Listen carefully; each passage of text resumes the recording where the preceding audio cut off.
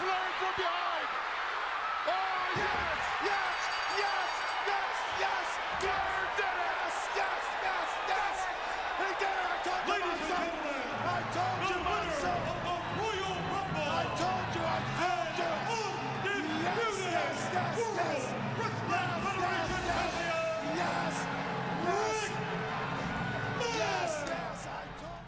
Greetings, pro wrestling fans, and thank you for joining us at the Pro Wrestling LookBack Podcast for this edition of the LookBack Show. I'm Nick, and I'm sitting here with... Just on. Loser. Go fuck yourself.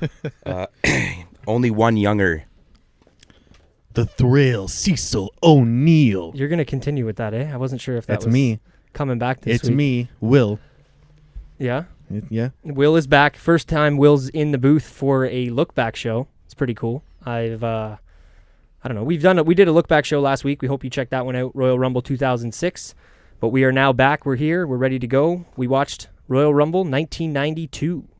This is the year that I was born, so I'm pretty excited about this, to be honest. I mean, the show took place 12 months before I was even out of the womb, but, you know, it was the same year, so I was pretty excited. How did you guys feel about it? Loved it. I think I'm going to go on record and say I think that this was the best Royal Rumble performance of all time by Ric Flair. That's in Royal Rumbles in general, or a Ric Yep. Flair Royal Rumble performance? No, just in general. Overall Royal Rumbles. I'm going to stand out and say that. Yeah, no, that's not a far reach from what's out there. Anybody else? Nothing? As someone who hardly ever watched Royal Rumbles, and basically only ever seen the one in full, and that's the one from last year where Nakamura won. Really? Yeah. That's crazy that you've only seen one. I haven't watched a lot of pay-per-views, to be honest. Yeah. I guess, hey, it I is never- what it This is. is before they had the network, and you actually had to pay to watch. Yeah, that's Yes, this is true. But in comparison, they were very, I'd have to, if you had to compare them, I'd say they were very close. It was a very good show all the way through. From the two you've seen, you mean? Yeah. Okay, cool. Young? Just different in general because I haven't seen wrestling like that in my life. So strictly looking at just old wrestling. I know it was a Rumble and stuff, but just watching old shit, it's very it's very different than today's wrestling, obviously. Yeah. But it was a good show though overall. I didn't mind it at all for being what it was in that year, I guess, and how wrestling was at that time. So yeah, I was quite impressed though.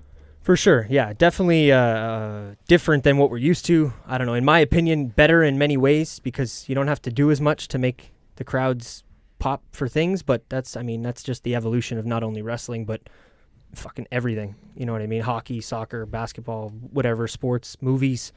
Movies back in the day aren't quite, what they are now, but, people know what I'm trying to say. So. Yeah. But we'll get into it as we normally do, the little stats for the pay-per-view as per usual. This pay-per-view took place January 19th, 1992, as I stated. It was from Albany, New York. It's kind of a smaller, I guess, still big-ish city, but not like a New York City or anything like that. Similar to last week, 17,000 right on the dot was kind of listed for the attendance. I don't know, again, if that's exact. I'm sure it was 16,902 or whatever the case, like I said last time, whatever that may be. But 17,000 kind of to round it out is good enough. And it was held from the Knickerbocker Arena. Can't say I've ever heard of that one. Yeah, no. Interesting name, right? Yeah, I don't know if that was the name. I mean, it was pretty like a long time ago, so I would imagine it probably wasn't a sponsor. Yeah. The way everything is now. But I don't know. I'd never heard of it before, and I'd be curious to know, A, if they still use that arena, and B, if just, if the name changed. But other than that, the tagline, which this show did have a tagline, because I know some of the ones we've been doing recently, well, I guess we did the SmackDown. But anyway, the tagline was every man for himself, pretty self-explanatory, being the Royal Rumble. This was the 5th annual Royal Rumble match. Crazy to think about that. Wow. Yeah, I'm not sure. I'm horrible at math. Maybe Will can help me out with that one. With what number we're on now in 2019, it would be 1988 to 2019. Everybody's 92 to 18. Everybody listening can, 16. let us know how bad we are at math. But either 20 way, something, 21, 22. Yeah. So there you go, 22. Howard Finkel was in there as per usual and looking very young. He's the man. Lots of hair still on his head, and I noticed that they labeled him just as the Fink. Yep. It didn't say Howard Finkel, it just the Fink, which was, I don't know, different. remember that from the past or any times that I've gone back and watched some older stuff that we've done in the lookbacks. Gorilla Monsoon and Bobby the Brain Heenan. I don't know if this is correct or not. Tell me if I'm wrong, but this is the best commentary team in the history of professional wrestling, in my opinion.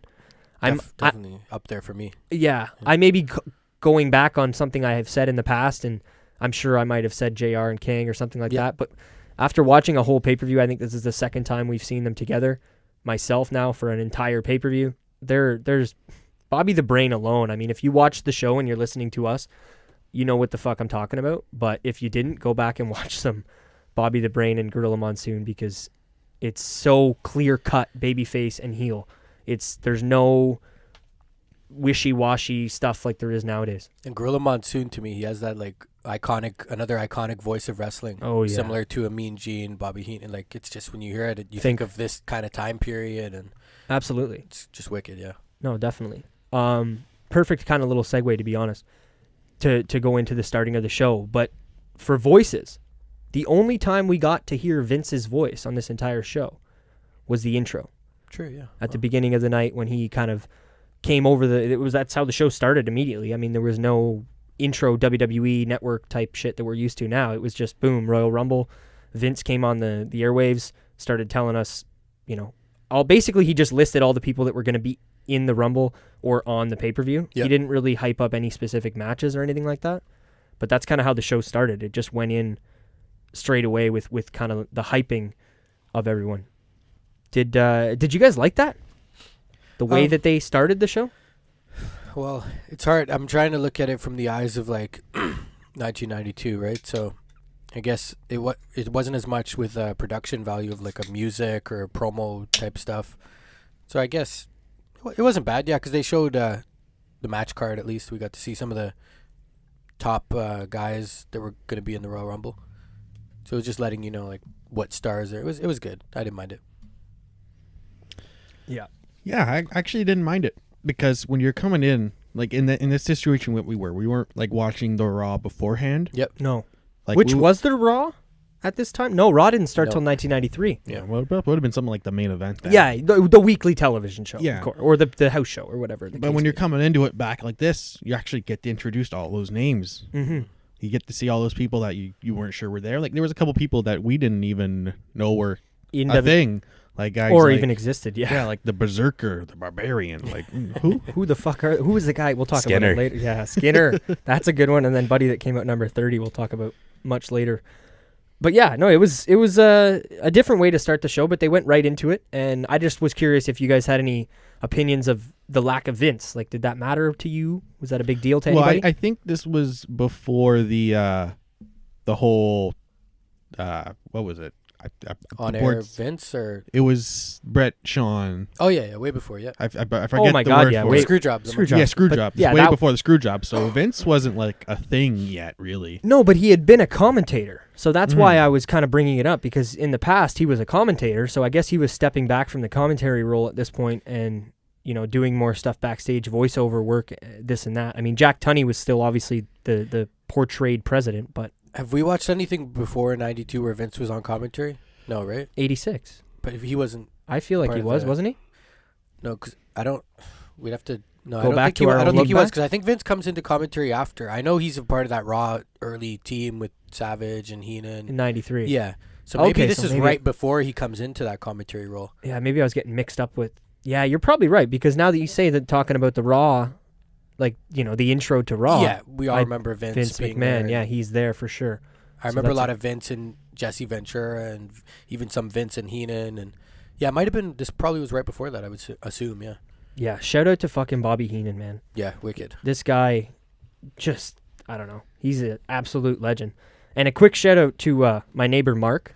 Yeah, you're a legend. I don't know if you're listening, probably not, but you came over and watched the show with us, and you provided some great in-house perspective of maybe looking at it through a different set of eyes, and as well as looking at it the way you did when you were a kid. So we are very spoiled nowadays. Oh, extremely. You said it at the beginning of the show. We'll talk about it in match 1, but when you said, they just popped for an arm drag, kind of set the tone for you for what you were expecting to see for the rest of the night. I mean, not exactly something that pops people nowadays. But yeah, so shout out to Mark. But other than that, we'll get into the first match of the night. Sounds good. With that being said, we have Jim the Anvil Neidhart, Owen Hart versus, I don't want to say it wrong, Don, so why don't you get the name of this? So I said it wrong. Well, that's, yeah. During the show. Because all my life I had it wrong. The Orient Express. The Orient Express. Yeah, managed by Mr. Fuji, the one and only. Yes, not the Oriental Express. Not I don't that's know. what I thought it was. I mean, it would make sense, but then again, I don't know if they'd be able to do that. I wouldn't put it past them. Back then, that's true. Ever. I mean, when we're Well, yeah, I watching guess- Vince and, yeah. that's true. Mr. Fuji. Yeah. Another legend. Another legend.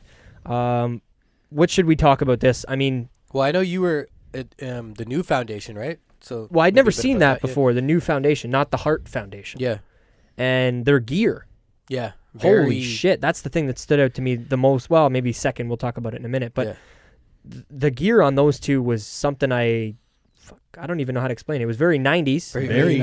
Very colorful. Very, early 90s. But it reminded me of like Aladdin with some checkered stripes on it as Yeah. well. It was fucking weird, The too. trunks were very like Aladdin. Yeah, very baggy. They weren't. Yeah, they but weren't then like tight They- on the like- cuff, on the bottom. and like a sash for a belt. Yeah, strange. And it didn't make much sense for me to see those two guys in that. I've never seen them not in tights. I mean, in a full, the gear that I'm used to seeing them in. Yeah. The Bret Hart full gear. The body break pants. Yeah. But what else did you guys have to say about this one? I feel like I'm talking way too much. Owen Hart really, I mean, I think everyone was probably impressed by his performance. He got right to it. I mean, like as Will said, with the early arm drag and the crowd reaction, I can understand why this was the first match. You know what I mean? We always talk about on the lookbacks or on shows where first match sets the tone of the night. Yeah. So you want a guy definitely like Owen Hart, like they called him the Rocket Owen Hart. So he's a fast-paced guy. He's doing more of the high-flying stuff that's going to get people excited and into the whole show, right? Mm-hmm. And just his work in general, man. Like he took a lot of this match was on him. I feel like he was doing getting a lot of heat put on him by the other opposite team. I have to say, as someone who has never seen Owen Hart wrestle, Yeah. as this was not my era, that's a really good introduction to Owen Hart. Yeah. Yeah. I was seeing him do things like he reversed that, like, I don't know, like an art, he twist the arm and he hopped on the ropes and he did a backflip to reverse it. Yeah. I know That's what stuff you're you see nowadays, and that was something I wasn't expecting to see. back then, especially with, I mean, you talked about it, Donovan. He was regarded as a smaller guy. Yeah. And when you watch him, he does not look small by any means. He would be huge now if he was current. But yeah, it was really cool to see him moving like that. And me too. I mean, I've watched a couple here and there Owen Hart matches. I mean, I watched Classic with him and Bret Hart at WrestleMania 10. Me and Donovan watched that. Yeah. And I don't know, we didn't look back at it, but we watched it in the past and other stuff here and there. I think, did he fight at the SummerSlam too? He must have. I don't think he was on that one, actually. No? Yeah. Okay. Either way, I've seen a couple, but I was kind of in the same boat as you where I hadn't seen, very much of them. But Jim Anvil. Looking a lot younger here, too. And Yeah. slimmer. Yeah. Slim down. Slim Jim. Shout out. Yeah, he was the real the powerhouse of this team, as he was in the Hart Foundation as well. Mm-hmm. I guess, like we seen when Owen did get hit Jim in the ring, Jim was doing a lot of the heavy offense, the heavy lifting, Mm-hmm. getting the people into it too. The hot tags. Yeah, exactly. And I mean, excuse me, I guess we should say as well, rest in peace to both of these guys. Yeah, yes, definitely. Yeah. Two of the better wrestlers that have ever graced the WWE canvas and two wrestlers to come out of the Stu Hart dungeon. So something that we don't get anymore. What did you guys think about the Orient Express? They were an interesting. Oriental. Yeah. Yeah, they were an definitely an interesting Oriental Express, but different. Very, I mean, I might be speaking out of turn, especially with the indie boys in house here, but very New Japan. Like it seemed like a gimmick out of New Japan with the bigger masked guy and the more technical karate gear guy. You know what I mean? Yeah. Because they do a lot of like big and small kind of stuff over there, and Yeah. that's why it reminded me of that. And obviously, not only the fact that they're Oriental, but just kind of that, Yeah. Yeah, I know the name, but I haven't seen a lot of their work. Like I remember them in watching like a lot of this earlier 90s type of stuff. I don't think they were around super long, but you could tell that at least the guy with the unmasked guy of the two, he was definitely the the worker more so of the team. He seemed to be kind of the leader of them. Yeah, as well, yeah, right? yeah. And then Mr. Fuji getting involved too. I in the guess he match a was bit. kind of more yeah. the leader though. Yeah, Mr. Fuji. yeah. He's managed like so many greats over the years. I He's guess, right? one of the greatest managers of all time too. Rest in peace to him as well, Mhm. right? I think he passed away last year. Yeah. Yeah. There was a great Alabama slam into a top rope elbow Yes, yeah. that I really liked. It kind of caught me thinking that was going to be the end of the match. Yeah. And it wasn't. Excuse me. And they proceeded to go. I mean, Donovan, pull up the time if you have it, but they proceeded to go another 10 to 15. Yeah, because this match went 17 minutes and 18 seconds. It was a good length. It of was match. a lot longer than what I was expecting going in. Yeah, And I don't know if I set my bar low just because it was an older show and I didn't expect you talked about it a bit. We always talk about the openers of the show and really having to set the tone of the night. I think because this show was older, I wasn't thinking about that as much. Mhm. But then during the match, I was like, holy shit, these guys are putting in work. This is a great, not to think that they can't put in work, but this is a great match. And it was a fucking awesome choice to start the show with. yeah, definitely. Especially like looking at the card as a whole. from Yeah. later on, for sure. Oh, absolutely. Will, I had that written down as well. Will, your thoughts on Owen? I don't know. Pretty much, I mean, we can get into the end of the match unless you guys had much else to say about the Yeah, the when action. Owen goes through the cane there that Mr. Yeah. Fuji puts Yeah. up. Oh, fuck. Yeah, that was crazy. That was brutal. It was I've never seen a spot like that before because he hung the cane and he stepped away. Yeah. He hung it on the top rope in the corner, and then Owen beelined it. I mean, he got thrown, but he beelined it into the corner and went right through the cane. And Mark, shout out to him, he thought that the cane was going to hit him in the eye. It looked like it was going to hit him in the eye. But that was a cool spot, Younger. Definitely good to bring that up. Owen, in general, he's just incredible. Yeah, definitely. Blew me away. And the gas tank on this fucking dude. Yeah, he's definitely someone who, and even you hear people talk about it, who was definitely ahead of his time. Oh, You yeah. know, Absolutely. There was one spot he did in the match, which was it was a dive to the outside, but it wasn't like a dive you would see in wrestling of 2000 forward. It was like a side dive. He twisted his body almost like a cross he didn't body. go up Yeah. full. Like, that was so cool. And he landed very awkwardly. I know exactly what you're Yeah. talking about. But yeah, I couldn't get over just his ability to not get tired, yeah, especially for it being guys back then And- would blow up a little bit sooner than nowadays, right? yeah. And Oh, him- yeah, especially with the juice. Oh, yeah. exactly. It's gonna happen. yeah. And he did like I said, he carried a lot of that match. Like he was in that ring taking a lot of punishment. Yeah. For most Anvil of the came match. in, like you said, some of the hot Yeah. spots, the hot tags and shit like that. Other than that, Owen was doing most of the work. Yeah. But Jim, don't get me wrong, Jim came in at a couple times. He did some scoop slams, and it was those hot tags were very, justified. Yeah, throwing good clotheslines and everything. Yeah. Exactly. I'm trying to think of how they got into the close of the match. The ref missed. What was it? It was definitely shortly after the spot with the cane. with the cane. Yeah. I know the finish of the match. I think it was just something with the ref getting distracted. And then Owen getting the pin. Owen Was it went off Owen the or top Jim? ropes, remember? It Owen was- went off the top they did ropes. the He rocket finished launcher. it. Yeah. The rocket launcher. Well, I they know how finished they. Yeah, I was just trying to get to the point where the ref had missed kind of one of the tags, and then there was a whole fucking kerfuffle there, Yeah, which there's- led to, like you said, Mhm. the rocket launcher off the top rope. Shout out Big Cass and Enzo, and yeah, that was pretty much it. Mm-hmm. For a whole 17 minutes and 18 seconds. I gotta That's be it. honest. I didn't know Enzo and Cass's finisher was actually a shout out Yeah. to them. I didn't know. I mean, I don't know if it actually was, but we can. I would say so. Like, You think they knew? They Yeah. used the move rocket launcher. They called it rocket launcher before Okay. they changed the name. That's fair enough. I didn't know that. So there you go. I just learned something as well. I just knew that they did it. Yeah. That's all. But yeah, so I don't know. Really good match. Extremely good opener, and I don't know. Set the tone for a good night ahead. Definitely. Definitely is right. So Jim Alfred. Lord Alfred Hayes. Lord Alfred Yeah. Hayes. I don't know how I got Jim. But maybe Jim Jim Neidhart Jims. coming in there. But they kind of gave us a little rundown of what happened at the house show with Bret Hart and Piper and the Mountie. Yes. And so the Mountie kind of beat up Bret Hart. They were saying that he had the flu and he was sick. Yeah. So it's kind of one part in the reason why he lost, which I thought that was weird, but at least they justified Yeah. a reason why he's losing. But I don't know. I might be the only one that feels this way, but it's just like if I'm cheering for my favorite guy and he can't win because he's got the flu. It doesn't. I don't know. It just doesn't do it for me. I like the storyline perspective of like them covering their basis as to why, but just from a buying in standpoint, like I don't know. It seems odd to me. Yeah, I don't know. I didn't really look at it like that, but that's just my thoughts. I'm looking at it like through pure storyline sense, not lot.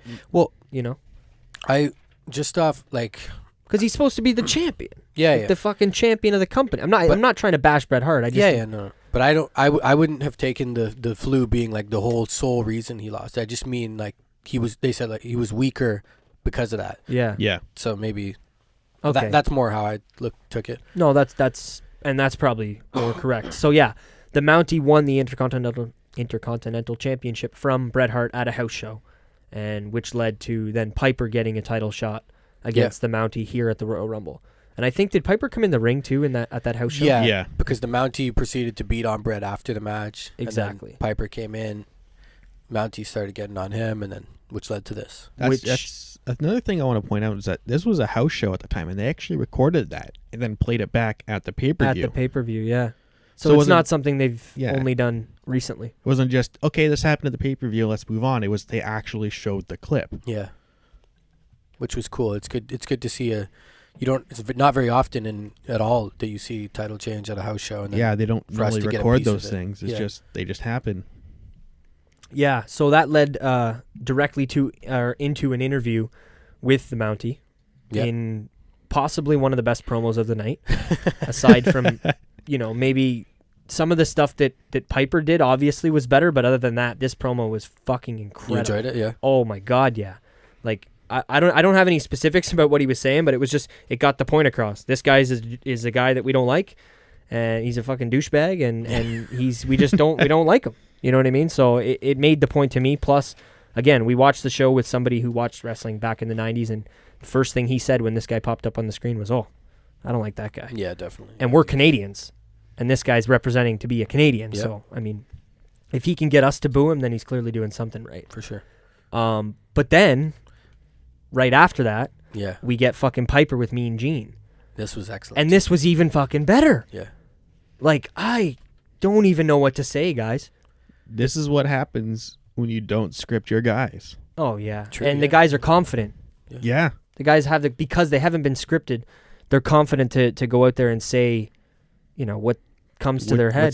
They speak their mind. Yeah, themselves turned up to 1,000. Yeah, and you saying that, it does make me think it did seem very, very natural coming from Piper. Mhm. It just seemed very him to me. Mm-hmm. Hey, you can always cut a good promo Yeah. anyways, no matter what. For sure. Totally.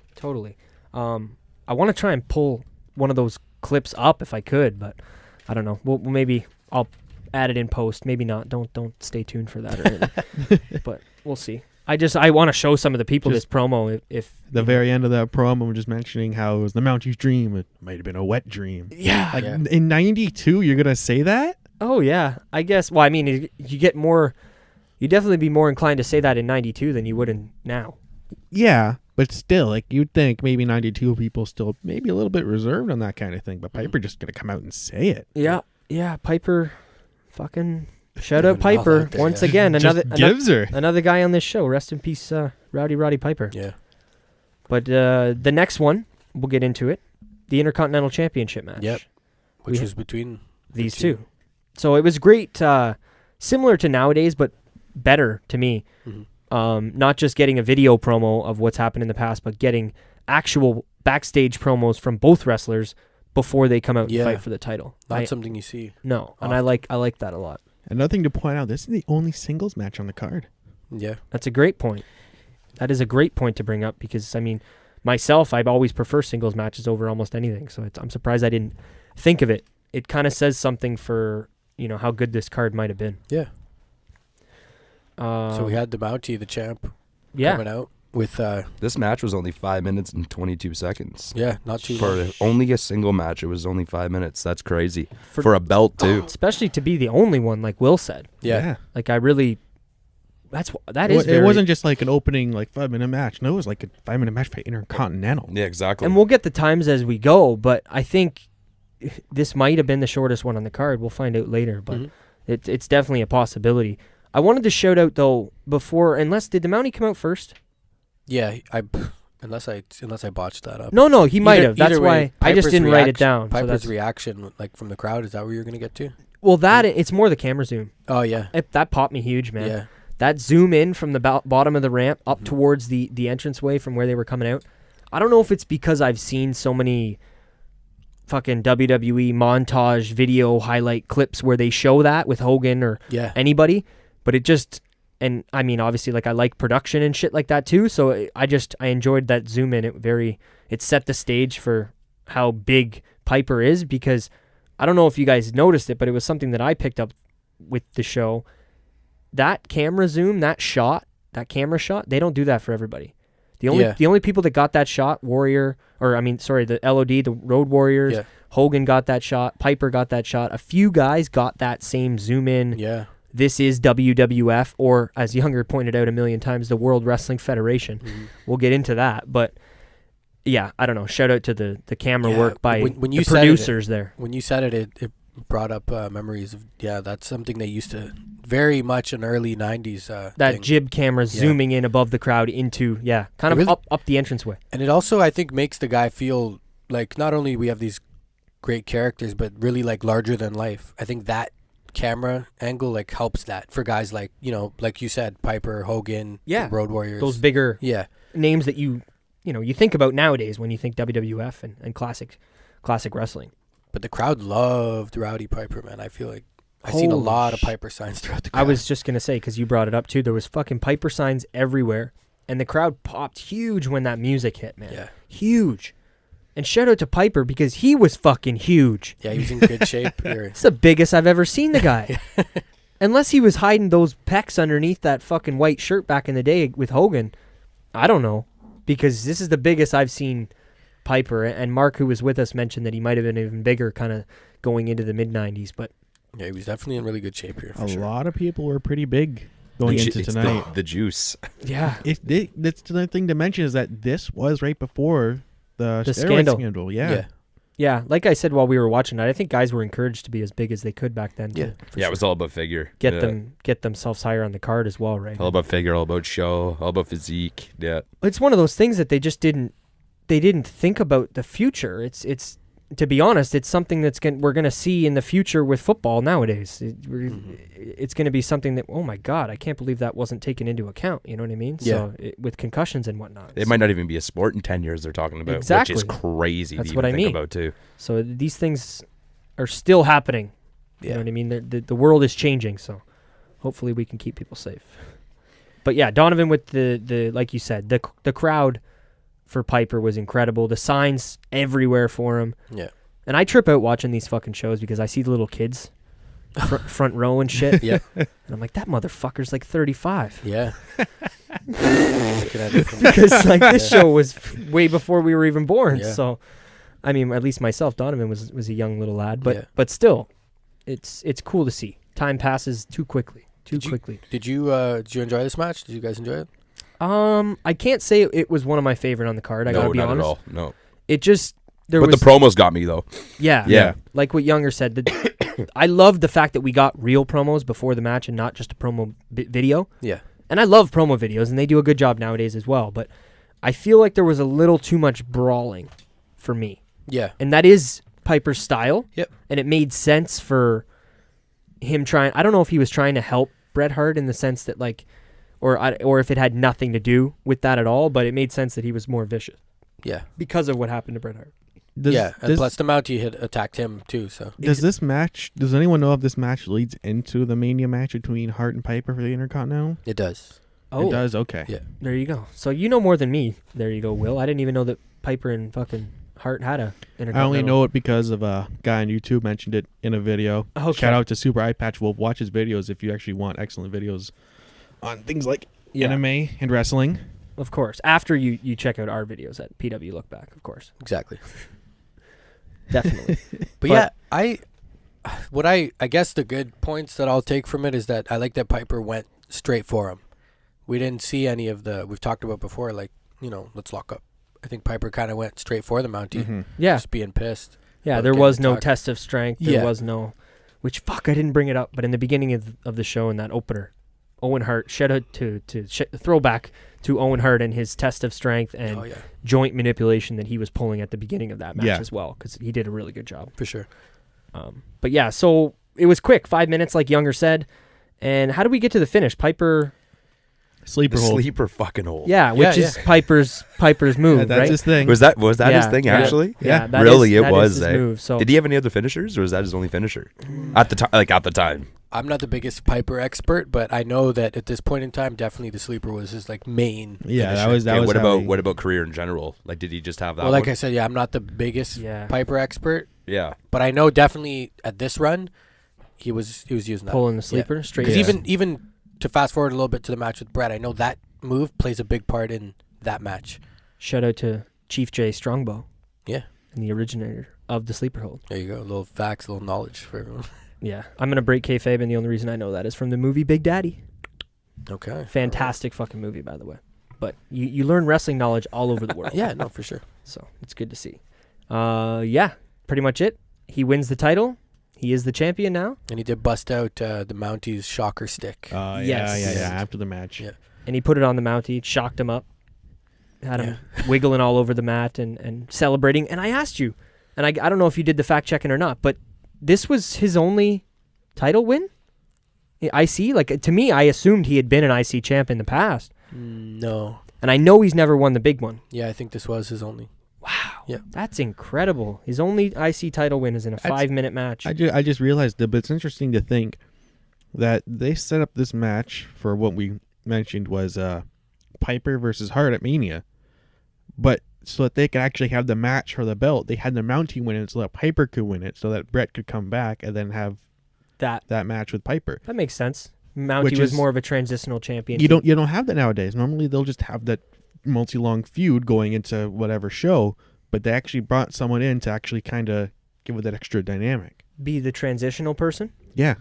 Yeah, no, that's a good point. You don't see that as much now. So, but the Mountie, I'm not exactly sure how many Intercontinental reigns he's had, but I do remember just the one. Just the one, yeah. That was it. Okay, well, he must have been just more tied into the picture than I'm thinking of. But yeah, 5 minutes, 22 seconds. What do we get next there? Well, next we had another promo from the big dog, the originator of the big dog. The big dog. Hogan. He's the original big dog, man. Okay. All right. Throwback. I get it. He looked like he was up to no good, like in that locker room, though. I don't know. To me, I don't know. He looked like. Yeah, elaborate on that. He came very. Well, it was Mean Gene or Lord? Who was it? I believe it was Mean Gene. Actually, it might have been nobody. Might have just been Hogan. He was doing something over there. He came up and was. Yeah. I don't know what was going on. Oh, yeah. He knocked on the door. It was Lord, whatever. It was Lord. Knocked on the door. He was in the mirror, turned around, started talking. And when you say that, I remember Hogan in the promo saying, well, I'm not going to drink any tea, but I don't know. He brought up something about the guy being from England and drinking tea, which was weird, but. Yeah, he sounded a lot younger, too. Eh? Yeah. I really noticed it in his voice, and I don't know if that's because we saw him recently, but still, he definitely sounds younger than he does in nowadays. But after that, it was just a good promo. It was a typical Hulk Hogan, hyping up the Royal Rumble, talking about how he's going to win. Move on. Bushwhackers with Mean Gene. Jesus. Shout out to the Bushwhackers, man. Fuck, this is the first time I've seen the Bushwhackers other than like highlight videos from when they got inducted in the Hall of Fame. Yeah. I enjoyed it, and seeing how much my neighbor Mark, who was here with us, seeing how much he enjoyed it, it put it into perspective for me, understanding why these guys were so over. Yeah. And I mean, we'll get to it. The match was with them next against the Beverly Brothers. Shout out to the Beverly Brothers. Yeah. And how over were these guys, man? Yeah. The Bushwhackers, not the Beverly Brothers. Yeah, I don't know. Maybe I just don't remember it as well. Like, but they were definitely. They were like over. New Day levels of over. Yeah, that's a good comparison, because what I had said when we were watching it is these guys are just fun. Mm-hmm. They're easy to cheer for. You don't have to take them too seriously. You know, we're all here to have a good time at the end of the day, and we know this isn't the fucking main event. Yeah. Or even the opener. Yeah. Where it gets as serious as the opener got. This is kind of just, third match, get you going. And I could see why the kids and anybody who's willing to just have a good time would be cheering for these guys. Yeah. It makes a lot of sense. They got their whole thing that they do with their hands. Yes. I'm sure anybody listening knows that. Donovan's putting his arms up and down right now. And I feel like crowd interaction, people like to be involved and have something to say or do, so that I seen a lot of people in the crowd doing the whole hell hand yeah. movement. Yeah, so. They're entertaining as fuck, man. They're coming out to the ring licking little kids' face. Yeah, I was just going to get to that. Fucking Christ fucking mighty. I don't... I swear to God it was a kid. No, I think it was. That's what someone I was held up say. their baby and he licked his head. Oh my God. And then... Well, I guess if you're putting your baby out there like but then that, Heenan, after that... he licked the kid, he's like, "Go wash yourself, kid." Like after that, just a classic Bobby Heenan chiming in. Yeah, I don't know. It was strange, but they had a manager, a weird fucking Jameson. That was it. I don't even know. If anybody doesn't know who he is, maybe look him up. He looked like a nerdy. Blowing his nose with that sock? With his sock. Yeah, he got to... We'll get to little, that. a bread bun he was eating at ringside. Yeah, what the biscuit? fuck was that? Yeah. He had the taped Harry Potter glasses. Chewing on the tie. Harry Potter, that's a good comparison. Yeah. And the fucking greasy hair. Yeah, the classic horse shampoo in the hair and everything. Yeah, Just a slicked back mullet. He's just waiting for the pocket protector somewhere down there in the shirt. I don't know, like... They definitely captured a late 80s, early 90s geek or nerd or whatever the term may be. They definitely captured it with this character, Jameson. Yeah. I don't know I wonder what his relation was to them. Like he seemed like maybe a cousin or something because he was strange like them, but in his own way. Yeah, I was going to say, you know what I mean? He was definitely strange like them, but definitely in his own and every once in not a while, in a likable way. Crazy uncle. Yeah, something like that, right? Yeah. Totally. But not in a likable way. Like, to me, he was creepy and He weird. looked like a pain in the ass. No, like Younger brought it up. Like, I hope he gets clocked. He did. Like, it was weird. Him on the face team, he did bother me a lot. Exactly. Yeah. I would have liked to see Lanny with the fucking bushwhackers, Lanny. maybe trying to teach them, Yeah. with the whole That's genius gimmick, trying to make them smarter. That's a good idea. That would have been cool. But yeah, so Lanny was with the Beverly Brothers, which, fuck me, who are these guys? Yeah. How did you feel? Yes. How did you feel about the Beverly Brothers? I don't know, man. They looked like the kind of guys that like I'd be walking past the gym and they're coming out of the gym and I got my milkshake and they just fucking smack my milkshake out of my hand. Fucking loser. And walk by. Like that's what they look like, those kind of guys. Very 90s bully. Exactly, yeah. I mean with a little bit of stunning Steve Austin mixed in there a little bit. Yeah, that mullet. I don't know if, the blonde mullet, the purple trunks. Yeah. And the little fucking duster. The one guy looked like a porn star, man. It was fucking ridiculous. I mean, shout out to these guys. They worked hard, and this match was a lot longer. Yeah. Again, like the first match. Whoever's got the time, get it for me. But yeah, so it was 14 minutes and 56 seconds. Longer than I think probably we expected. No. Yeah, for sure. I felt like the first 5 minutes were just a lot of stalling or playing to the crowd. Yeah, now that you say that, it was true. The Bushwhackers were definitely. I wrote it down that it was kind of slow and they were taking their time. Yeah, like one of the Beverly Brothers ran out, and I remember the Bushwhacker panting to the crowd, saying like "sissy," getting the crowd to chant "sissy," and just them playing to the crowd and keeping that momentum going. I guess. Mm-hmm. Yeah, you're right. There was a lot of that at the beginning, for sure. Yeah, I don't have much written down. I mean, and we don't always get to it on the look back shows. We kind of just talk about what we saw, not necessarily break down every move that we saw in front of us. But it did its job again. I think this was overall just to entertain the fans. Yeah, and bring them up, take them on a journey as they do in a pro wrestling. Maybe show. Try to get that hype back before the final match of the night, being the Royal Rumble.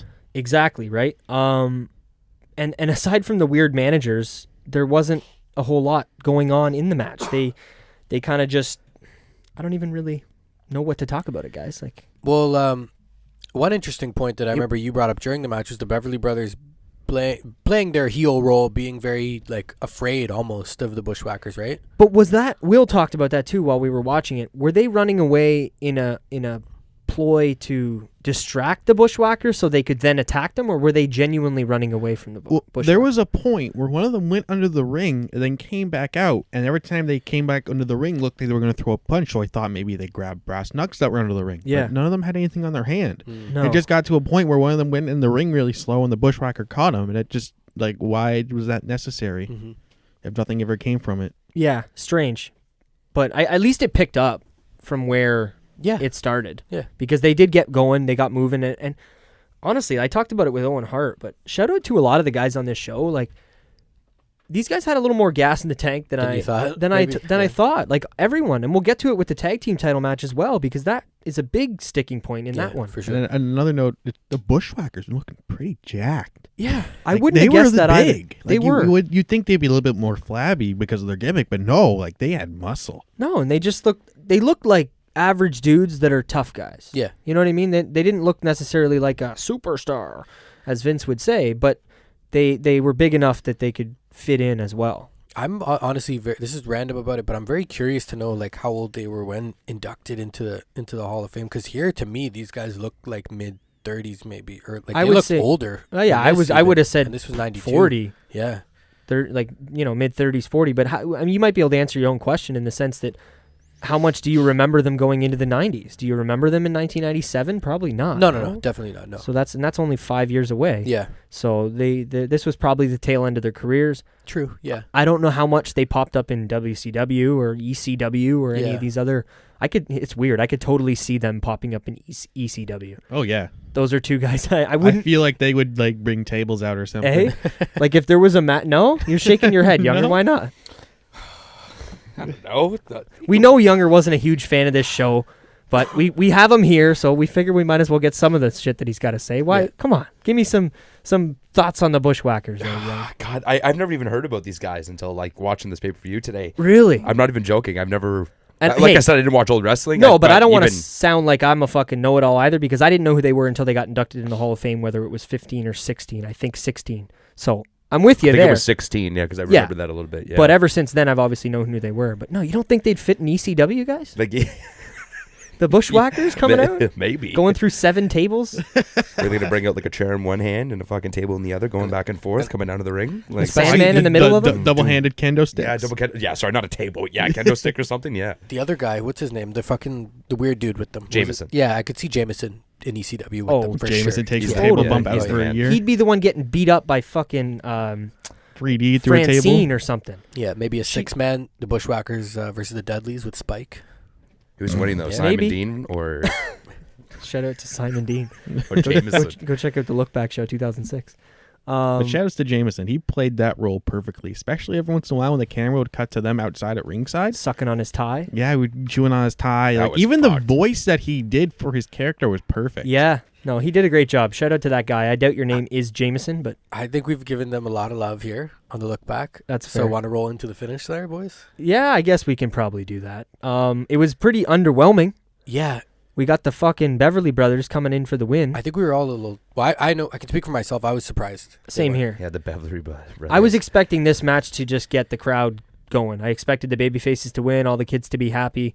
I mean, we still kind of got that Yeah, because they came back in. The Bushwhackers came back in after the guys ran away, or did they attack them? I think they just Well, ran away. An interesting thing was that I know when the Beverly Brothers got the pin, the one Bushwhacker, like it got to 3 and he hit him right after. So it kind of keeps them strong in that sense. The old too, like- Hogan kick out at 3. Exactly, yeah. Like they got the 3 and then the other Bushwhacker hit on top of him like right. Right I thought away. he was going to break it up because he was so close. Maybe they before could have the- missed it. You never know, man. Yeah, you never Could have know. been one of those things. As far as I know, back in the day, the refs were told, Yeah. you count 3. Yep. If their fucking shoulder's not up in time, then that's their fault, not Yeah. yours. So Maybe that's something like that could have happened. You Totally never possible, Yeah. But yeah, so the Bushwhackers attacked them after the match. They beat up Lanny Poffo a little bit. They held him down, and then I don't know about this segment. Shit, I keep forgetting his name. Jameson. Jameson. Yeah. He swings the fist like he's a cartoon character. For a good 30 seconds at least, while he was winding that up. winding up the punch, and then Kicks him right in the shin. Gives him the love tap right on the shin. kicks yeah. him in the shin. And then I was okay with the kick to the shin. But the sell by Lanny after. No, it wasn't even that. It was the following move where he like tapped him in the ass with like the way you would pass a soccer ball. If someone said, "Pass me the soccer ball," you kick it with the inside of your foot. And this guy taps him on the ass with the inside of his foot, and Lanny Poffo fucking jumps out of the ring when he got Shawn Michaels selling. thrown it. out. Yeah, or Hogan at Good Mania, call. or yeah, it was Shawn Michaels is a good comparison. I was thinking Hogan fucking SummerSlam against Michaels, but shout out to that match. Hogan doesn't take bumps. Who are you kidding? Oh man, well he did later, but we'll get to that. Yeah. Like Donovan said, I think we gave the Bushwhackers probably enough just due. Where are we going next here, guys? Did we get a little tag promo match. action? A little promo action? Yeah, Was it?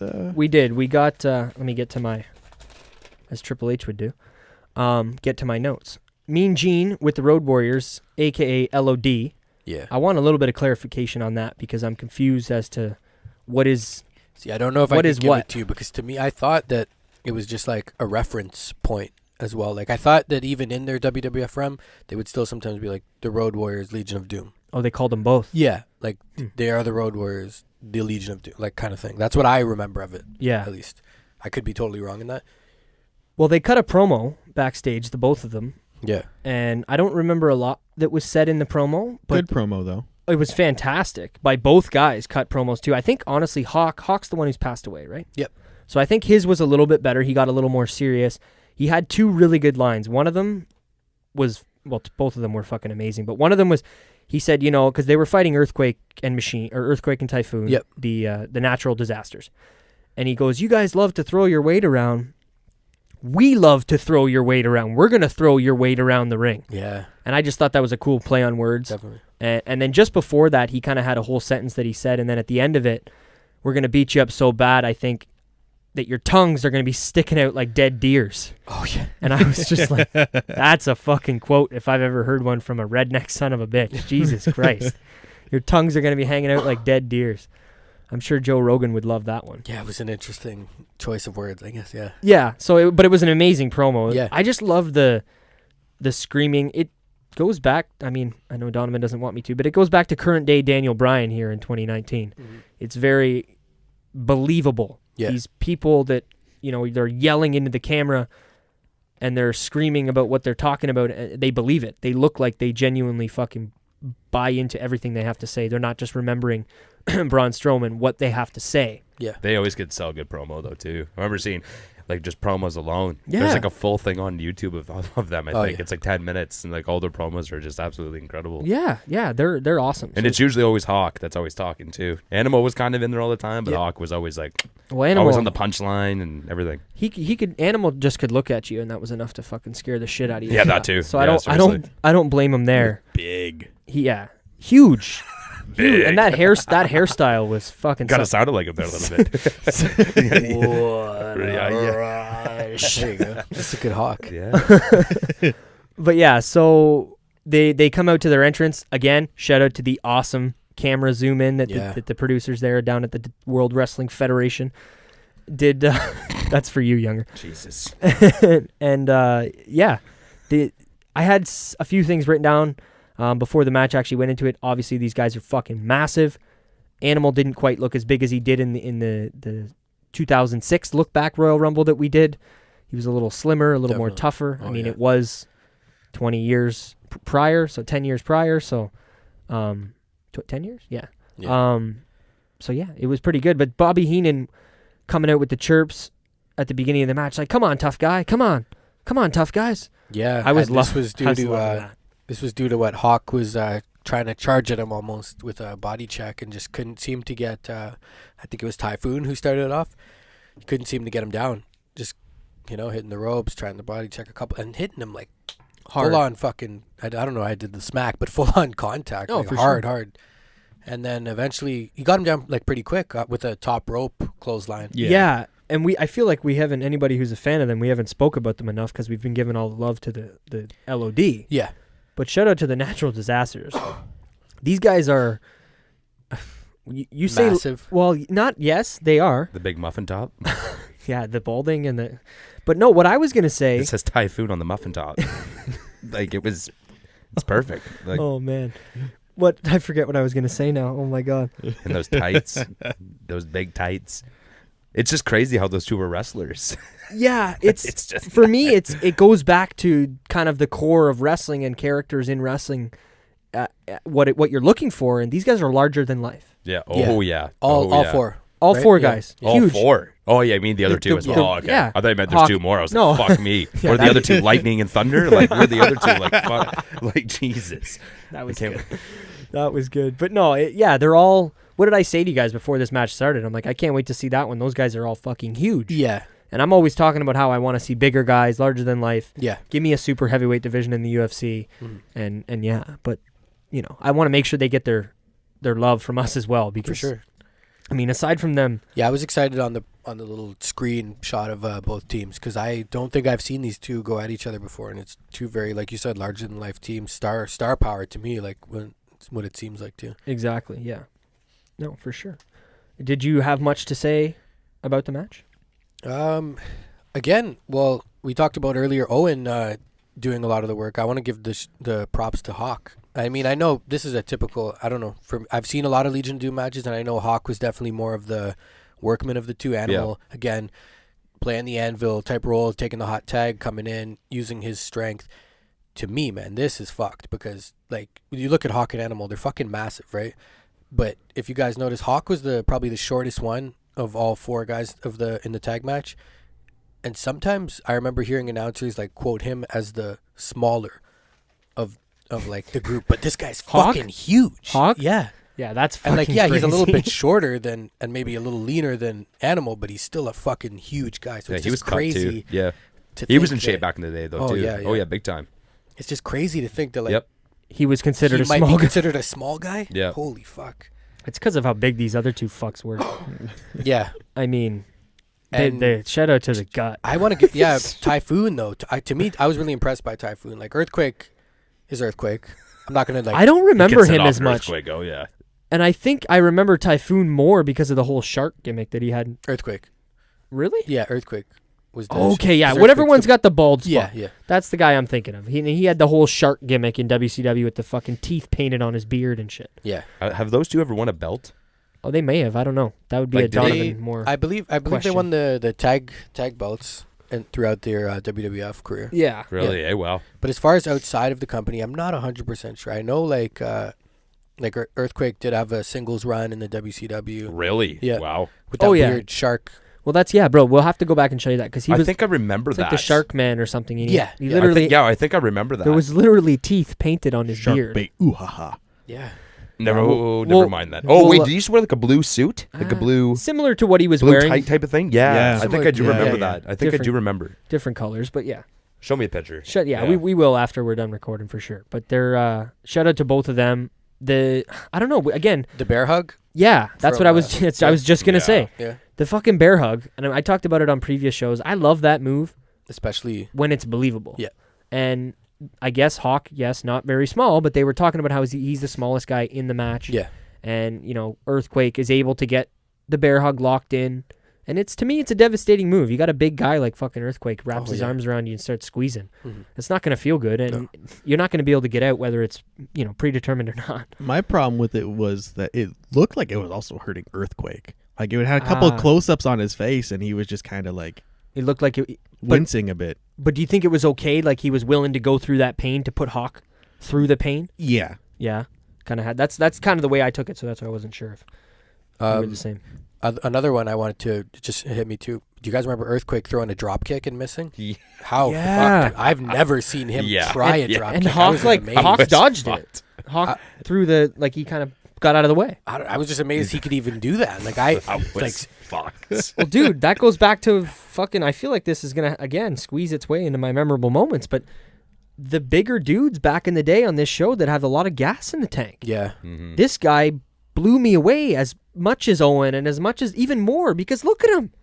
He's fucking 300, 400 pounds. Yeah. And he's running around. He's not, I mean, there was a couple times when he was in the corner and he's Yeah. huffing and puffing, but that's going to happen. You know, I don't know. Shout out to them for being able to fucking move the way they did. Definitely. That was one of my major. Yo, shout out to Hawk on that interview when he was huffing and puffing too. Yeah. I forgot about that. As soon as he said running out of breath, I went, "Oh yeah." So yeah, they basically fought pretty hard inside, outside of the ring. They end up outside the ring. Yeah. And all four men get double count out. Yeah. Kind of. Well, under- no. The Natural disasters. Typhoon actually rolled in and saved his team, which gave them the count out Oh, win. so that's why they thought they won. Yeah. Okay, that makes way, That more, was their whole way claim more to fame. sense. Another interesting point about that too was that I can't remember if it was Hawk or Animal, but Earthquake had the other one, and in a bear hug, and he just missed it to get back into. Outside the ring? Yeah, Ah. Earthquake kind of. I mean, not even just missed it. Earthquake kind of like threw him over to the side, and then Typhoon rolled in, saved his team, And then that's why they were kind of, Did you think it was weird, and maybe it's just because it's an older show, and again, this wouldn't happen now, but did you think it was weird that the team was celebrating as if they won the championships? Should they know that they can't win the championships that way? Well, in the skip ahead a bit, in the interview after the match, they were in the locker room saying that they're going to get their lawyers and that they should have the belts because they won. That's very true. Yeah, and I mean, we can go right into that. They were interviewed backstage, pissed the fuck off about losing. Jimmy Hart, who we didn't mention, was out there with them, losing his fucking mind as well. Yeah. So. I think I know why they did the count out, though. Elaborate. Yeah, I got a theory on that too. The Legion of Doom, their finishers, the Doomsday Device. How are you going to get one of those guys on your shoulders? Honestly, Animal... I wouldn't put it past him. Animal being the animal that he is, I feel like he might have been able to do it. As fucked as that and crazy as that might even be to think to envision, like, yeah, Animal is pretty big. Okay. Yeah, I don't know. We'd have to look back and see. I'm curious if that's ever happened. Yeah. Like I might have to type in LOD, Earthquake. What was the name of the movie again? Doomsday Device. Doomsday Device. Yes, my bad. Fuck, I sound like a rookie. I think it might have been to protect both guys. It could be, yeah. I think. Protect them, maybe set up a match for later down the line. Yeah, maybe. For sure. I can't remember what they do come WrestleMania, but I think that's what I thought maybe it might have been. But yeah, it was interesting, the celebration of Earthquake and Typhoon, like claiming kind of that they should be the champions. Yeah, and like Will said, asking for a fucking lawyer. Yeah. Jimmy Hart. Yeah, I'm gonna get my lawyer. Yeah, and oh fuck, I'm so happy that you brought that up because I had a point right underneath it. Right after they said that, Bobby the Brain comes on the commentary. Don't worry, I got one to get them. Oh yeah, don't worry, I got a good one. I got like 4 in Beverly Hills. Yeah, that was fucking amazing, man. Shout out Bobby the Brain. Fuck, I wish I watched him live. I really do. I really, really, really do. But at least there's lots to look back at. Right. Oh, yeah. I mean, stay tuned. We ain't going anywhere. So lots of Bobby the Brain Heenan lookbacks in the future. But yeah, that was pretty much the end of that.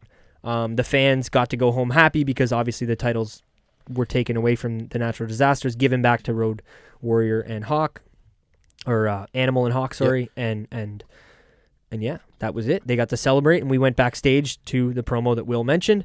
After that, after Heenan's amazing comment about the lawyer, we got Rowdy backstage again in another fucking amazing Rowdy Roddy Piper promo. Yeah. This time with his newly won IC championship. Him talking about how he's going to do it again. He's going to go back out there. He's going to win the fucking Rumble. Yeah, I like the fact that he brought up the, winning the WWF title as well, because he's like, I got one, but hey, I'm not done. I want it all. He wants all the gold. So it was an interesting little tidbit that he threw in the promo. Definitely. Mm-hmm. Yeah. It's cool how you got another promo again, too, eh? Mm-hmm. For sure. Yeah, because they know, too. They know they can cut a good promo, right? So, yeah. You love promos, Young. You watch a lot of New Japan and stuff outside of WWE, non-scripted shit. Yeah. How much? That's what catches my attention half the time. Well, that's what I mean. Right? And I seen you paying attention to these promos during the show. Like, how much did you love not only his fucking intensity, but just the turning the character up to 20? Yeah, like, it's just not. It doesn't seem simulated. He never slows down. He always stays the character, always stays to himself, and you know what I mean. Like any way that he talks, right? He tries to get the people going. Yeah, right? like you show that promo to a bunch of guys that are about to go fucking play a sporting event. You make them watch that, they're gonna be fired the fuck up. You know what I mean? It's one of those things that it's a motivational speaker in a way. Some of these promos. Yeah. Him like reading off a speech like the coach like wrote down or something, and him saying it. Yeah, a lot of people would. Or be even like, that fucking shit. speech. Yeah, just in general. Yeah. Like shit. I got one belt. I'm going for the second. Yeah. Like it's like You watch that, you're like, I am gonna win that fucking Rumble. Yeah, exactly. Another interesting point I thought about as we were talking throughout the night too. Maybe Piper went a little shorter because he went a hell of a long time in this Royal Rumble. That's a good point. So that's what I thought about. Maybe that match was a little bit shorter. Oh, that's why the match was only 5 minutes. Was the Mountie in the Rumble? No. That's a good point. Yeah, no, he wasn't in the Rumble. He wasn't in the Rumble, so maybe he caught a flight back to Canada. He wasn't eligible because he lost his belt, so they're like, get out of here. Yeah, they probably told him to go change his fucking shirt with those cut off sleeves or whatever the hell he was wearing there. Jesus, gross. Looked like a male stripper. Told him to grow no sideburns and shit too. Hey, you said that, Nick. That's no what I was sideburns. gonna say. Maybe tell him to go grow some sideburns while he's at it. I don't know. We're Canadian too. We love you, bud. But like, come on, like Jesus, God bless you. Yeah. What did we have next? Did anybody? Because I this to me was huge. we got Shawn Michaels Yeah. backstage. Remember I was talking about Yeah. okay. Yeah, get into it first though, but yeah. And Younger had asked us, was this before? I think everybody kind of brought it up. Was this before or after the Rockers? We didn't really know. And then we get a comment from the announcer. I can't remember his name, Donovan, the younger guy. I can't remember. Oh yeah. No big deal. It's not a big fucking Yeah, I know who deal. you're talking about. Guy yeah. with the black hair working for Jack Tunney. Yeah, basically I was talking to you and I was like, so I'm like, when did like it was just about to start and I was basically saying like, when did Sean go? Like, when did he cut off from Marty Jannetty? Like, when did he start doing his own thing? And we were saying, it had to have been sometime around this. And then he's like, very next clip, like, yeah, he goes, last week when you kicked Marty through the window of the barbershop, and we're all like, what the fuck? That was what? wait, what? So obviously anybody who's listening to this show, as I always say, thank you for checking out the show, but you've seen this. If you're watching wrestling and you're listening to a wrestling podcast, I would imagine you've seen Shawn Michaels kick Marty Jannetty through the glass barbershop window. Well, he doesn't kick him through the window. Well, but you're right. He kicks him and then throws him through the window. Same fucking thing, but whatever, yeah. So for that to be such an iconic moment happening, 1 week before the pay-per-view that we're looking back at, it's cool to get the perspective looking back as we do with not knowing what Shawn was going to be. This was a week after Shawn separated himself from being a tag team wrestler. No, this was before the matches with Bret Hart. This is before the ladder matches with Razor Ramon and the comeback with Triple H, obviously, and everything else he did after. Before he even had the super kick as a finisher. Exactly. Holy shit! That's right. yeah. Sweet Chin Like Music. This wasn't even called a super kick. He threw two at when he first got into the Rumble, and they called it the crescent kick. Yeah, that's the wild. I didn't crescent, pick yeah, up on that. Really? That's crazy. Yeah. That's wild. Wow. What about you, Don? Any thoughts on this whole segment? Oh, Sean? Yeah, and just the fact that this barbershop thing was a week before, it kind of blew my it's fucking mind. Surreal, yeah. It didn't hit me until they really said it. I noticed the gear, and this was the Heartbreak Kid. I just didn't realize. Yeah, I thought maybe it happened a couple months before, but yeah. That's why I was really a saying week. that. I'm like, how long ago? Well, I basically said when was it, right? Yeah, But and then we got our answer shortly after. Yeah, you're right though. I should have picked that up immediately because he did have different gear on. Yeah, He I had his noticed that Heartbreak Kid. traditional Yeah. that version of Sean gear, the but I was earrings like, and shit. I was wondering, and then they said it. I was like, shit, cool to know. Yeah. Was he called the Heartbreak Kid when he was with Marty? No. No, So why- this was like the that's why I was first talking week about the of him pants. being the Heartbreak Kid. Then Well, that's why I asked you about the tights because he had the heart and it was broken. Yeah. So This at is the like- time, everyone's like, "What the hell is that?" Probably like yeah, breaks hearts. brand new gimmick. Well, he broke Marty's heart.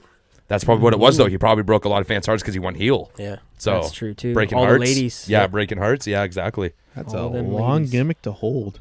Good for him, bro. Good. For Yeah, him. seriously. And That's- look how successful it is today. Yeah. For sure. So For sure. After that, it was leading into the big Rumble match of the night. We had promos from. We had a lot here. They were really good too. Savage. Yeah, Savage. Randall. Randall. Randall Savage. Randall. Is that his name? It's just Randy Randall. Sorry. Like Randall Orton. Once again, Yeah, you, right over my Randall fucking Keith head, Orton. boys. Yeah, That's why I was like, I don't remember seeing Randy Randall. out there. But anyway, Number 30, Randy Orton. Macho Man, Sid Vicious, the Repo Man / the Cheeseburger Hamburger. Yeah, the Hamburglar. Fucking weird. Of all the people That they guy give- is something of all, else. Of all the Yeah. guy they give a promo to. Well, they gave a lot of promos here, but they still. did, but like the Repo Man? Yeah, the knockoff Robin. Yeah, he had a lot of names I could give to that guy, but anyway, I don't remember him, just the name. I remember hearing the name on podcasts and stuff, but when he came on the screen, I didn't know who he was with his fucking... Like might as well give it to Michelin like the shoulder Brooklyn pads. Brawler. Like, Michigan. Actually, shout out to the Michelin Brooklyn Brawler, shoulder everyone, pads. because he was in a dark match before the pay-per-view started. oh. Yeah. Oh, there we go. I just saw that too, by the way. Yeah. Pretty cool. But yeah, sorry. So Repo Man, British Bulldog, Jake the Snake, Ric Flair, Mr. Perfect, Paul Bearer, and The Undertaker, as well as Hulk Hogan. Yeah. So we got promos. I love these. These are all pre-taped. I'm sure One Take Jake the Snake did his. I was going to ask, did you have a favorite? Of all of these? Yeah. Whew, that's putting me on the spot there. But honestly, yeah, Jake. Yeah. Because of listening to him nowadays, and I know that he's the One Take Jake. Yeah. I saw that, and I'm like, yeah, he did that one shot. Yeah. I'm like, he walked in there, he recorded that, he fucking walked away, he lit a smoke, and he's like, call me when I'm coming out. Yeah. So, shout out to Jake the Let a Snake. dart. Let a dart had a beer. Yeah, shout out to Jake the Snake. Did you guys have any favorites there? Because I thought this was awesome. We don't get this a lot now either. I kind of like the Bulldogs promo. It was very traditional. Yeah, I liked it. You know what was interesting about it? I pointed out to Will. He was really capturing that larger than life personality through the camera there. Like this guy, I noticed as he was talking, he was moving his hands kind of into more of a flexing position, which he got to like by the end of the promo. So it's an interesting like little side note just to show you. That's like, trippy. I want to go back and watch yeah, that. yeah. Because I pointed out to Will, I'm like, look, he was kind of actually slowly moving as he got talking. It was weird. Like at the end of the promo, he had This both is one of those fists moments together. where I wish the Pro Wrestling LookBack podcast was a Yeah. visual podcast because the way Donovan is describing this right now is It's fantastic. like he's turning every time. It's like, Yeah. Yeah. It's Give you my great. bulldog Yeah, I mean, pose. like you'd see it as he's talking. He slowly Yeah. closes his hands together. And I didn't notice that, so that's shout out to that. Yeah, random little. my favorite was the wannabe Brock Lesnar. If they just shaved his head, Sid. Yeah. That was really good. Swap the head there. That's a trippy. massive Like guy. you easily could just Photoshop Brock's face onto him, and it would you couldn't tell a difference. No, I mean I could be wrong. I think he's probably a little bit taller than Brock. Yeah. Maybe a little bit yeah. taller, a But little muscle bit structure narrower. wise, you know, from the chest up, like Yeah. it's the same guy. The fucking the traps. traps are huge. So shout out to Sid Vicious. Well, he's Justice here. Oh, is I it? think that's what they Sid said. Justice. Sid Yeah, Justice. Yeah, Sid Because he was Justice still, at the he was time, still yeah. a good guy. Vicious Oh. was WCW. Yes. Okay. Well, we learn things on the look back. That's kind of why we're here. To learn, look back, and Spread our knowledge. of exactly. Jesus. wrestling. Do you want me to give you guys? I want to give you guys maybe a quick breakdown of what exactly was going on with the title, maybe before we get into the Rumble. Yeah, I was just gonna Yeah, get yeah, into yeah. that. Yeah.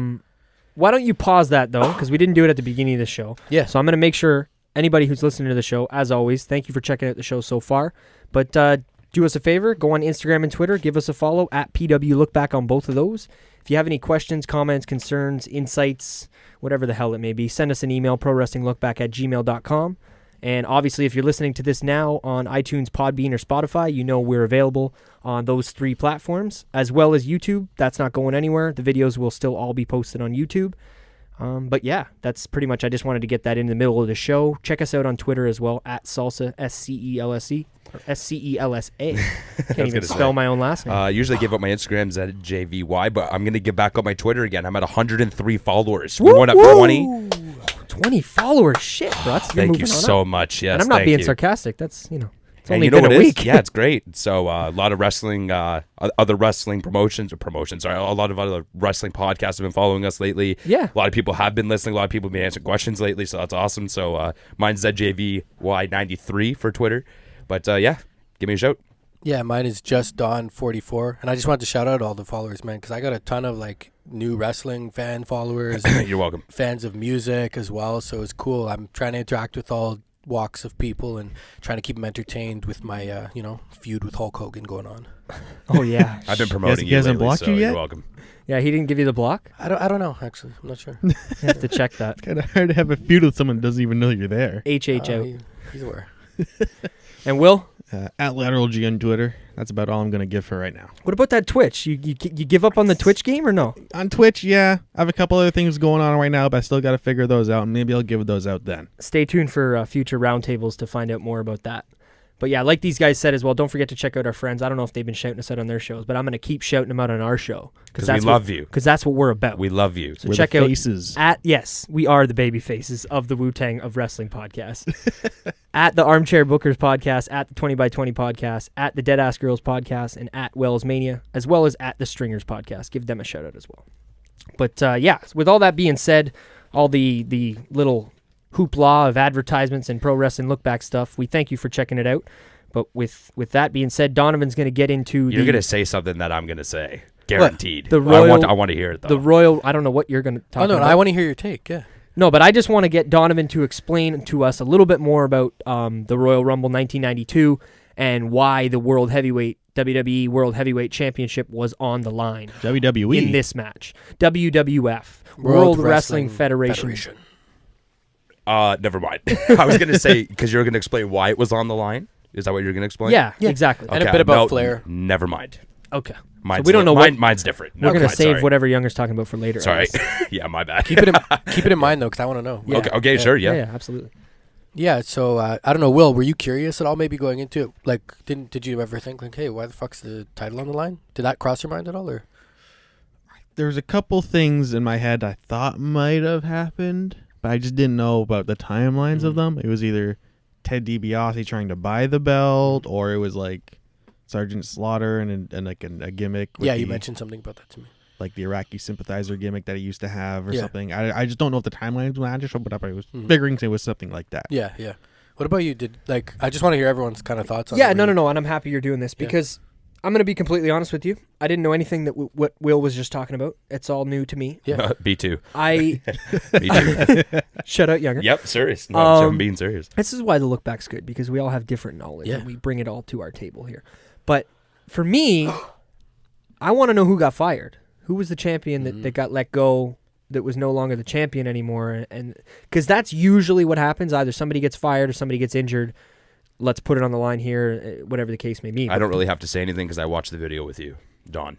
Fair enough. Yeah, so you know part of it. Yeah, I know part of it. I was going to say yeah. maybe Younger's opinion, but he did watch the video Yeah. with you, so yeah. So spill the beans there, Don. Yeah, so, okay, well, I want to start here because this, I think, is a very notable point about it, is that, so Ric Flair, he actually wasn't in the WWF that long, especially in the early 90s. He's more known for his NWA and WCW work. That I knew. Yeah. When he came into the WWF, I think it was the summer of probably 91, he was still holding the NWA championship. So, like, there's clips I've seen. I don't know if you guys have come across them at all, but Flair on WWF TV, and he would show up with the NWA title, and they would blur it out. Wow. And so he would show this title, and that's why you heard Flair claiming a lot, I'm the real world champion. Yeah. Because, the NWA title, he would take around to different promotions and defend it there and this and that. So right when he came in WWF, he kind of went right for Hogan, who was the champion. Which makes sense. Yeah. And all fans at the time wanted to see, Flair, the outside guy, take on Hogan, the big WWF company guy. Yeah. So he came right for Hogan and said, yo, I'm the real fucking champion. I'm the real world champion, and saying he was going to take the title off Hogan. Yeah. In this time, we had Hogan in a feud with Undertaker.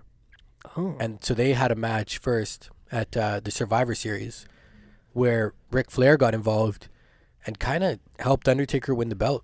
What? Yeah, so Undertaker's first title reign, which I knew he wanted a Survivor Series. I didn't know that either. 1991.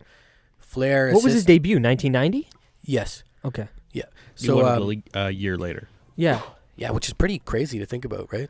It is and it isn't, Isn't, because isn't. when you look at Yeah. the way they were treating him. Yeah. It was at the time the fastest anyone had won the belt Yeah. entering the company. Really? He was Because also at the 'cause I time guess- the youngest champion in their history. That's fucking wild. I wonder how young he was at the time. But I guess this was prior to Kevin Nash, right? Because I think he was the one that took over that reign as far as Youngest? fastest. Oh, yeah. Didn't he win the WWE champion like 6 months into his career? True. Or Something something like that, yeah. So he might, but that was obviously after this. Mhm. So Yeah, so we had Flair assist Undertaker at the Survivor Series. Undertaker only held the belt for like 6 days. So Jack Tunney yes, right, made him defend the title at Tuesday in Texas. Six days Okay. later, whenever they filmed 6 it. days later. Yeah. And there we had Flair kind of stick his nose in again, backfired on him. Undertaker lost the belt to Hogan. Oh shit. So when you asked, this brought up a point to me, which you asked earlier in the show, and I didn't have the full knowledge of, but now I do, was that, so Jack Tunney then said no one, there was too much confusion and commotion around the title, so he stripped Hogan of the belt. Because Hogan did win the belt dirty, although it In was that Flair's match involvement. at Tuesday, Texas, Yeah. or whatever you said. He did win it dirty with Flair's involvement too. So then Jack Tunney stripped him of the title, and that's why the fans booed him. Even when he came out, they were kind of booing him, if you noticed, Jack. right? Yeah. In the beginning Because of the they Rumble. took the title away from Hogan. Who was everyone's hero. And Flair's still a heel. Yep. Huh. Yep. So there's the explanation of why there the we title go. was on the line in the Royal Rumble. Yeah. But with this being said, I thought, and then I'm thinking to myself, I'm like, interesting that, you got Hogan and Taker and Flair. You would think maybe they might have mixed them three into something or some little tournament or something, but with the Rumble coming up, I like how they explained it, because at some point throughout the whole storyline, Jack Tunney also, so this is another good one, Undertaker and Hogan were given like a different opportunity than everyone else. The number that they got to pick was between like 20 and 30. So they would get a later part of the Rumble. No just matter for the what? fact, yeah, just for the fact that they were I'm shocked that wasn't brought up on the guys fighting pay-per-view. for the title. Like in their promos. Yeah. You know what I mean? I'm surprised Undertaker or Paul Bearer didn't bring that up in his promo, and Hogan in his multiple promos. And there was a promo earlier in the night where they were with Ric Flair, and Ric Flair mentioned he drew number 3. I drew number 3. Yeah. Which, again, I thought that was weird, He said too. it right off the bat, actually. Yeah. He said the first thing, yeah. Don't you think that's weird that he told everyone? Yeah, I didn't like that. It was interesting. Yeah. Yeah. I don't know. It wasn't as much that I didn't like it. It was just I was taken off guard by it. You know what I mean? It wasn't something I was expecting. Yeah. So, yeah, that was the whole little history behind why the WWF title was on the line here. Yeah, and you talked about it a bit. So Jack Tunney came out to the ring with the belt at the beginning of the match. Yep. Kind of let everybody know that this is the WWF. Sorry, not WWF. Say it for me, Younger. World Wrestling Federation. Yep. The World Wrestling Federation title was on the line. So, yeah. Jesus. We got to be professional. We're just like them, right? This is... There you go. We got to cover the bases. But, yeah. Should we get into the match? Yeah, into the Royal Rumble. Entering first. Number 1, one of my personal favorites, I'll let you... the British Bulldog. There you go. Yeah. Yeah, shout out to the British Bulldog. Shout out to Davey Boy Smith Jr. Yeah. Fuck Oh, yeah. really? Wait, what's British his name? Like his first name? Davey Boy Smith. Okay, Yeah. okay. Because that's what I was writing. I thought you were talking about his son for a second. I was. Oh, he was shouting him out. Okay, so Davey they Boy do Smith, they do it's have a- the same name. Davey Yeah. Boy, yeah, Junior's. That's why there's Junior. No, I just wanted to make sure. Well, I didn't know that it was Junior, but I wanted to make sure because I was writing that down, and I'm like, I hope I'm not writing his son's name down. But I guess they have His the same son, name. You should see his son. They look identical. Yeah, It's I've crazy. seen pictures Like, of him. It's crazy. I think I saw him fight on Wrestle Kingdom 12. Yep. Yeah, You yeah, saw yep, him. yep. Yeah, you saw Not him. Killer Elite Squad. Yeah, at Mike's when we watched it last year. With I rem- Lance. I remember that. But yeah, so British Bulldog out number 1. Number 2, Classic heel here. Ted DiBiase was number 2. the heel, the $1 Million Man. Yeah. The $1 Million Man. Shout out to Ted. Who couldn't, buy his way out of this one because he really didn't last too long, right, guys? Were you? No, and Was this is we're anybody- going to get Don's times here in the Rumble. It's Yeah. kind of be our theme in our Royal Rumble lookbacks. Yeah. I'm going to take a guess, and he was in there for 2 minutes. Very close, yeah. He was in there for a minute, 18 seconds. Minute 18 seconds? That's Yeah. it. Yeah, I barely even saw him. He was That's why I'm saying eliminated that. before Rick even came out. I Yeah. barely even saw him, or I wasn't paying attention at Yeah. that point because I barely even saw him. Like I remember when he came down, and like that was it. By the way, no entrance music, eh? Yes. and For no- everybody, eh? That's Yeah. crazy. Only the first 2 guys, yeah. And then the winner. They did get entrance music, though, the first 2, right? Yeah. The first 2. Oh then wait, the they winner. did, didn't they? Yeah, Yeah. they did. Sorry, But then nobody else after that. And then Yeah. the horn that they were using, I said to Younger, it sounded kind of like an intermission hockey. the first period. Yeah, Yeah. that's exactly what it sounded like. Reminded me a lot of a community center. Welcome to Orno. Yeah. We got the Royal Rumble here today. Yeah, shout out to Orno, Ontario, Canada. What is that arena called? Oh, man, I forget. Yeah. Probably just Orno Arena. It is. Yeah. But yeah, they were definitely top guys. 2 of the top guys in the company at the time. Yeah. And it's funny because to bring it back to our previous look back, they start the match with 2 very top guys. The last one we looked at, Triple H and Rey Mysterio. Yeah. So it's becoming a trend. I'm sure whether it's next week or the week after, before this year's Royal Rumble, we will look back probably at one more pay-per-view. And I'll be curious to see if, again, that Rumble starts out with 2 quote-unquote top guys. Yeah. And number 3, we all know because we talked about it a little bit. He announced it earlier. Woo! The Nature Boy Ric Flair, Yeah. who him and Bulldog went at it quite a lot in this Royal Rumble. Bulldog was in there for a long time as well, Yes, he was. along with Nate. Yep. Not like Ted. Was there a history of between Bulldog and Flair at this point, or was it just they just wanted to add each other? Nope. It was more of just a heel babyface type of thing. Okay. Yeah. So then I guess I get to the next guy. Yeah, you can kind of, I don't know. I've got a few things written down here like as standout points, but if you want to just kind of run through the people that were in when they were eliminated and we can bounce off of the Yeah. stuff that you say. You keep me with the numbers just so I have them on track. 'cause I Yeah, forget. so Yeah. number 4, Number 4, we had one of the Nasty Boys, Jerry Sags. And which, I thought it was interesting that we only seen one of them, not the other one. Yeah. yeah, and I don't Yeah. want to spend too much time on it. Not that we're going long, but who are these guys? Because I don't really know the Nasty Boys. So I They had to run for a These while. cousins of the Hardy Boys, or no twice removed? No. No, not at all. No, okay. I don't. Maybe But okay, there you the Dudley Boys. I know your memory's not the greatest. Yes, yes. But we have watched a look back with the Nasty. I believe they were on. Summer was it the '92 Yeah, I believe so. SummerSlam? Yeah. I guess this was the same fucking year. Same year, yeah. So Younger's killing himself over there. He's cracking up. That's okay. He when he took a drink. But too.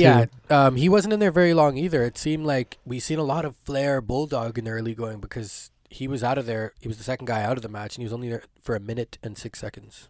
So Bulldog. so doing we a have lot of 4 eliminating. people, 2 of them out in a minute. That's insane. And then 30, we're right, you know, a we're, minute. yeah, we're right Under a back, minute 30, Yeah. both of them. right That's back crazy. to Right Flair. in to number 5, and I want to let Younger introduce this one. Yeah, give it to us. Number 5, Younger. Who is it? It's your boy. Haku. Relax. Shout out to Tamatonga. Thank Yeah. you. Thank you. But yeah, so he was in there doing his thing. I don't know much about him either. I got to be honest. I don't know if you guys can elaborate more for me, kind of what his. We on the big event that we watched. Yeah, I remember him being on there. Yeah, he was King Haku, or no, I don't think he was King Haku at that point. Well, I feel like the gimmick was more. I don't know if this sounds right, but more Samoan than this.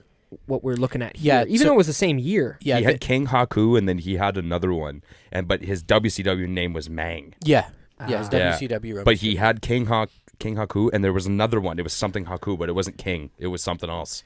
I swear to God, it was Tonga, or something like that. Tonga Haku or something like that. Maybe. Oh, I know it sounds ridiculous, No, I but- think it was Tonga because at the old show we looked back The at big the big event? event, he was called Tonga, I believe. Yes. Oh, wasn't okay, even so called maybe, Haku. maybe. And he looked different. He had totally different gear at that Yeah. the big event. Yes, in this Royal Rumble, he's more of a babyface Yeah. at this point. Check that out. That's one of the episodes that's up on iTunes as well. The big Yeah. event 1986.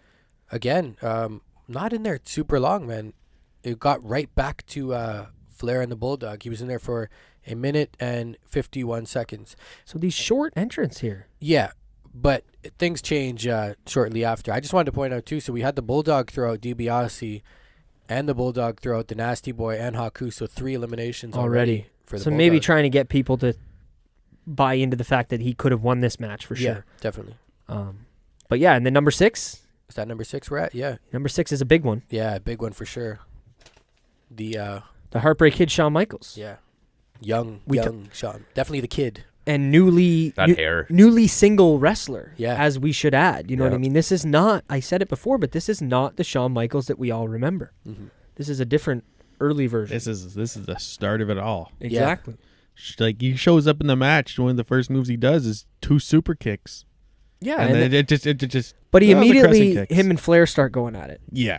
And the first thing that comes to my mind, whether anybody out there wants to agree or not, but these two are probably the best professional wrestlers ever, in my opinion. definitely in my top tier guys. Yeah. I don't know if they ever had quality singles matches between each other. Not that I can remember. Well, maybe. the famous. Obviously, one. when they're younger. Yeah, probably not. no. Obviously, the one WrestleMania 24, everybody knows Yeah. the retirement match for Ric Flair. But yeah. So I don't know. But I think definitely, just to speak on Shawn Michaels for a sec, I think definitely you could see the glimpses throughout this match of just what we know Shawn to be, right? Yep. Like so much of even the way he was almost teasing getting thrown out. Guys would have him hanging on the ropes, and he'd kind of Slide himself slide back in there and find his way in, and the selling and Yeah, swinging at invisible yeah, guys. yeah. That was actually hilarious. There was a point where he was kind of dazed, but you don't see a lot of that now. And he was just selling. That's all it was. It was just selling the move, but it was awesome because he was kind of swinging, like Young said, swinging at invisible dudes and very dazed, thinking he was facing one way when he was, facing the other. I have to say, 1 week removed from throwing Jannetty through the window, that's a pretty good showing for you. Yeah, definitely. Like you have this new gimmick, and you're going to go out there in a Royal Rumble, and you show it off. I think this was a big moment for him, and he knew that. Yeah. Mm-hmm. This was, probably his first big match after something obviously that dramatic in his career. Yeah, and just to play off what Will said, I think the Royal Rumble is definitely a good showcase time for guys like Shawn at the time who were kind of trying to find their new way, and even someone like the Bulldog who wasn't really at his full peak yet, but still kind of finding his way. Good showcase for guys like that, mid-carder level, to really show their talents. Absolutely. And this, I mean, we'll talk about it, but this fucking Rumble was star-studded, man. Yeah. But I don't know. We can go into it more. Or do you want me to kind of elaborate more on that now? Because I have a theory on that. Oh yeah, maybe we'll keep it for a little later. Okay. Right? Yeah. So next we had, what are we at, number 7 here? Number 7. Tito Santana, but at the time he was called the Matador. Oh, really? They didn't Yeah. even call him It was- Tito. I missed It was that. like El Matador or Yeah. something like that. Oh, that's why you guys said that. Yeah. Shit, that went over my head completely because when you guys said that, I thought you were just talking about the fact that his gear looked like the Los Matadores. Oh, yeah. And I was like, oh, Totally. haha, yeah, Yeah. you could be their dad, huh? But I didn't realize it was like, I kind of, I was like laughing at the joke, but You didn't. heard it here, folks. All it takes to be someone's dad is wear clothes similar. So, yeah, I don't know. Shout out to him. I had a few other stuff written down before you maybe talk about. There was a really good low blow by Ric Flair, like that one to behind, I think. Yeah. He did it, Did he give that to, I think he gave that to Tito probably, right? Tito, Yeah. with the back of his leg, a low blow That's from behind. Are Royal Rumble matches no DQ matches? As far as I know, Yeah, they are. Yep. Yeah. Okay. The only, I mean, aside from the going over the top rope is the only rule. Yeah, it actually, a guy could totally, if he wanted to, slide under the ring, grab a chair, bring a chair in, take a guy out from underneath and fight on the outside. Like, You could like maybe be hurt outside, get taken away in Bring a a stretcher. table in, bring in a ladder. You could go into the back for a little while and then come back out later. yeah, Yeah. Vince McMahon, Roman Reigns, 2 examples. Guys Exactly. who did that, yeah. It happens. It happens. But yeah, Tito Santana and Shawn Michaels, I thought it was interesting that they kind of were interacting very, very quick. And it brings back a memory to me because I know they feud a lot over the Intercontinental title in the early 90s. And Tito probably really helped Shawn find his footing as a singles wrestler. It's crazy to think he would have been more of the veteran Yeah, there. You know what I mean? Whereas Yeah. Sean is the not rookie, but yeah, young learner. yeah, the young, exactly, yeah. Exactly. Still learning his craft. Was Razor Ramon in the company at this point yet? No, not yet. Oh, not even yet. No.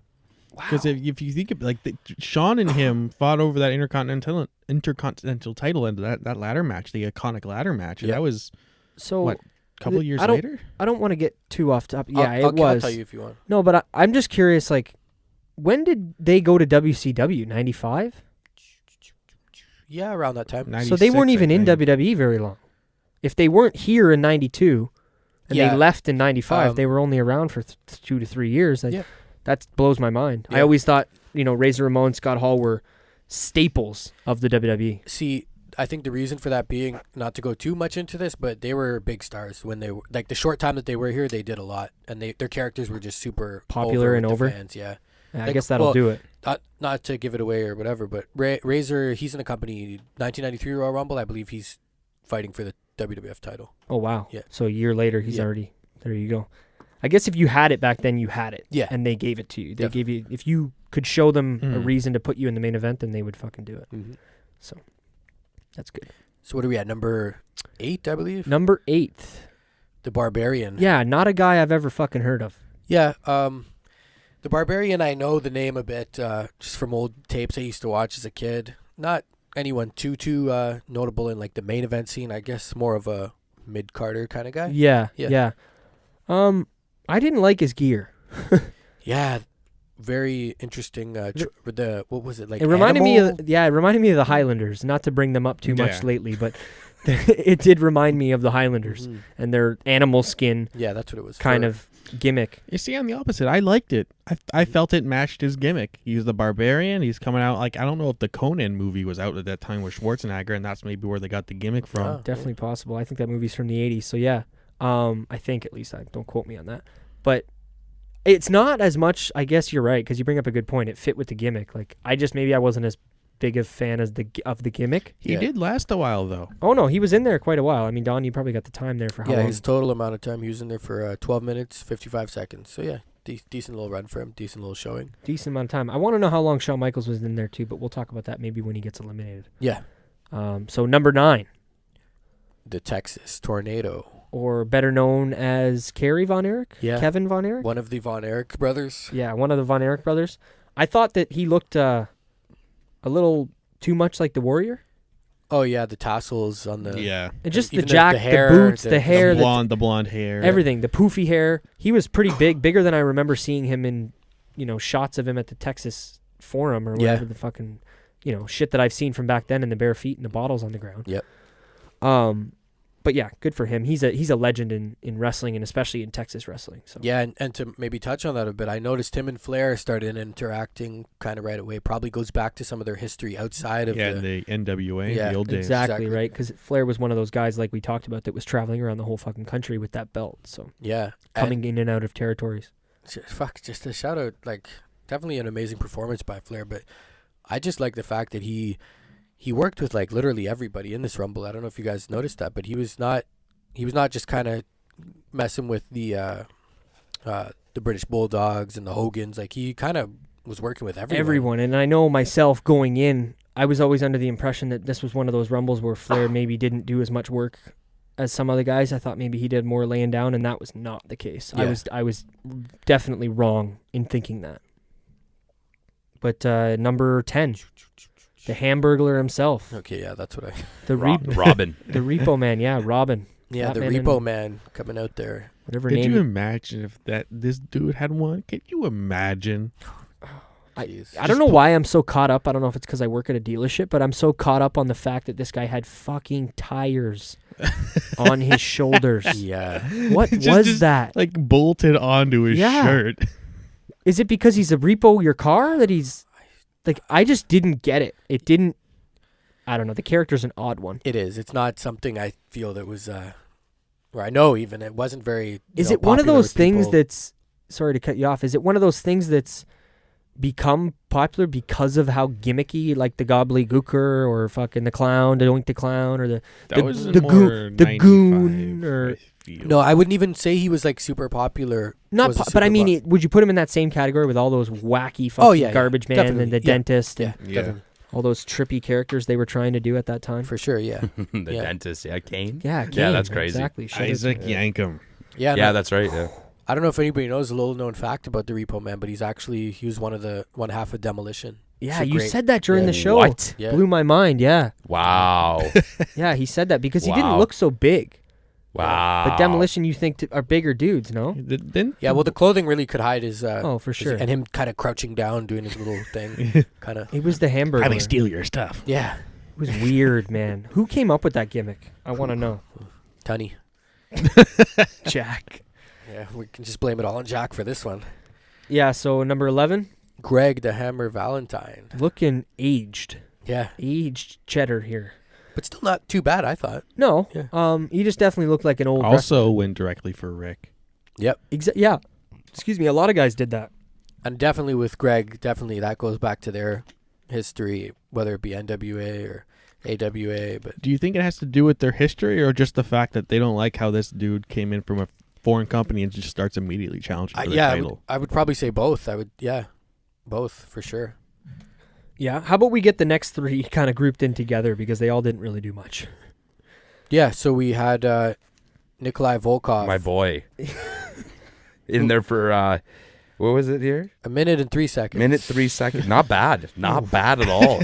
He was That's not the bad. Russian character, if Yeah. I'm Yeah. correct, right? Yeah. Wasn't he a former champion? Yeah, he was definitely in the later end of his tail end of his career at this like point. WWF Yeah. champion. And By the way, that's- Repo Man eliminated him and Oh. Greg, the Hammer Really? Valentine as Yeah. well. Repo yes. Man. Yeah, Repo did. that is a good Wow. point to bring up. So I'm Yeah. happy you said that though, Younger, because I wouldn't have guessed that. I mean, or I wouldn't have remembered. I have another one guess. coming up here too, which is fucked. But those three, Nikolai Volkov, the Big Boss Man, And and then we had Hercules. This is what I'm talking about. who the fuck is this guy? First of all, he was in for 56 seconds. Crazy thing.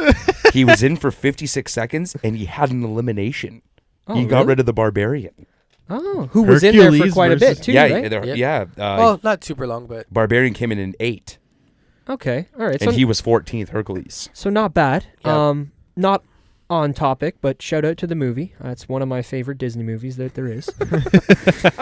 shout out to the old TV show. I've never Fuck. seen that. Oh, that was buddy, I remember amazing. that. On I Family. used to have the action figure. On Family. I don't know if it was on Family, but like I'm talking like this was like Yeah. this is a live Action action shit, like show. Xena type shit. Oh, never mind that. Yeah. Oh, Warrior okay. Princess. Wow, Oh, Jesus. yeah. Wow. Just Google it and you'll get a good laugh out of it. Honestly, I might have okay, to, I but I will. love that cartoon.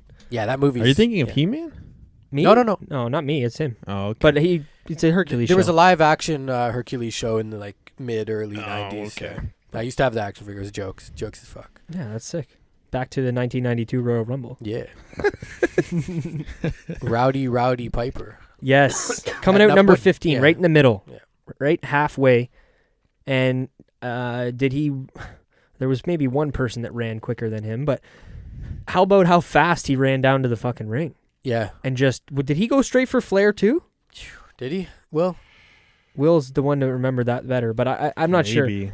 It was just, I don't know, crazy how intense. But we talked about it in his promos. You don't have to be a genius to think that Piper's going to come out there like a madman. Yeah. And he was in there for quite some time, but we'll get to that a little later. Yeah, he got a nice airplane spin in, though. I want to shout out that little airplane spin from Piper. Yeah, was that? Yeah. That was when it was just like 3 of them left.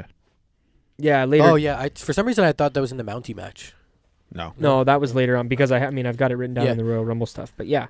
So how about 16, 17, and 18?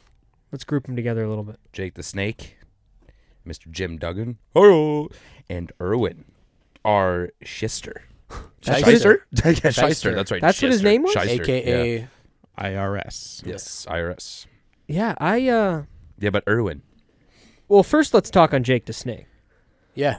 The man, the myth, the legend. Yeah, this guy's unreal, and I loved being able to watch some of his shit because I think some of the only stuff that I've watched start to finish, I mean, at least in the look-backs that we did, I don't remember if he was on SummerSlam 92, but the big event, it was like there was no snake.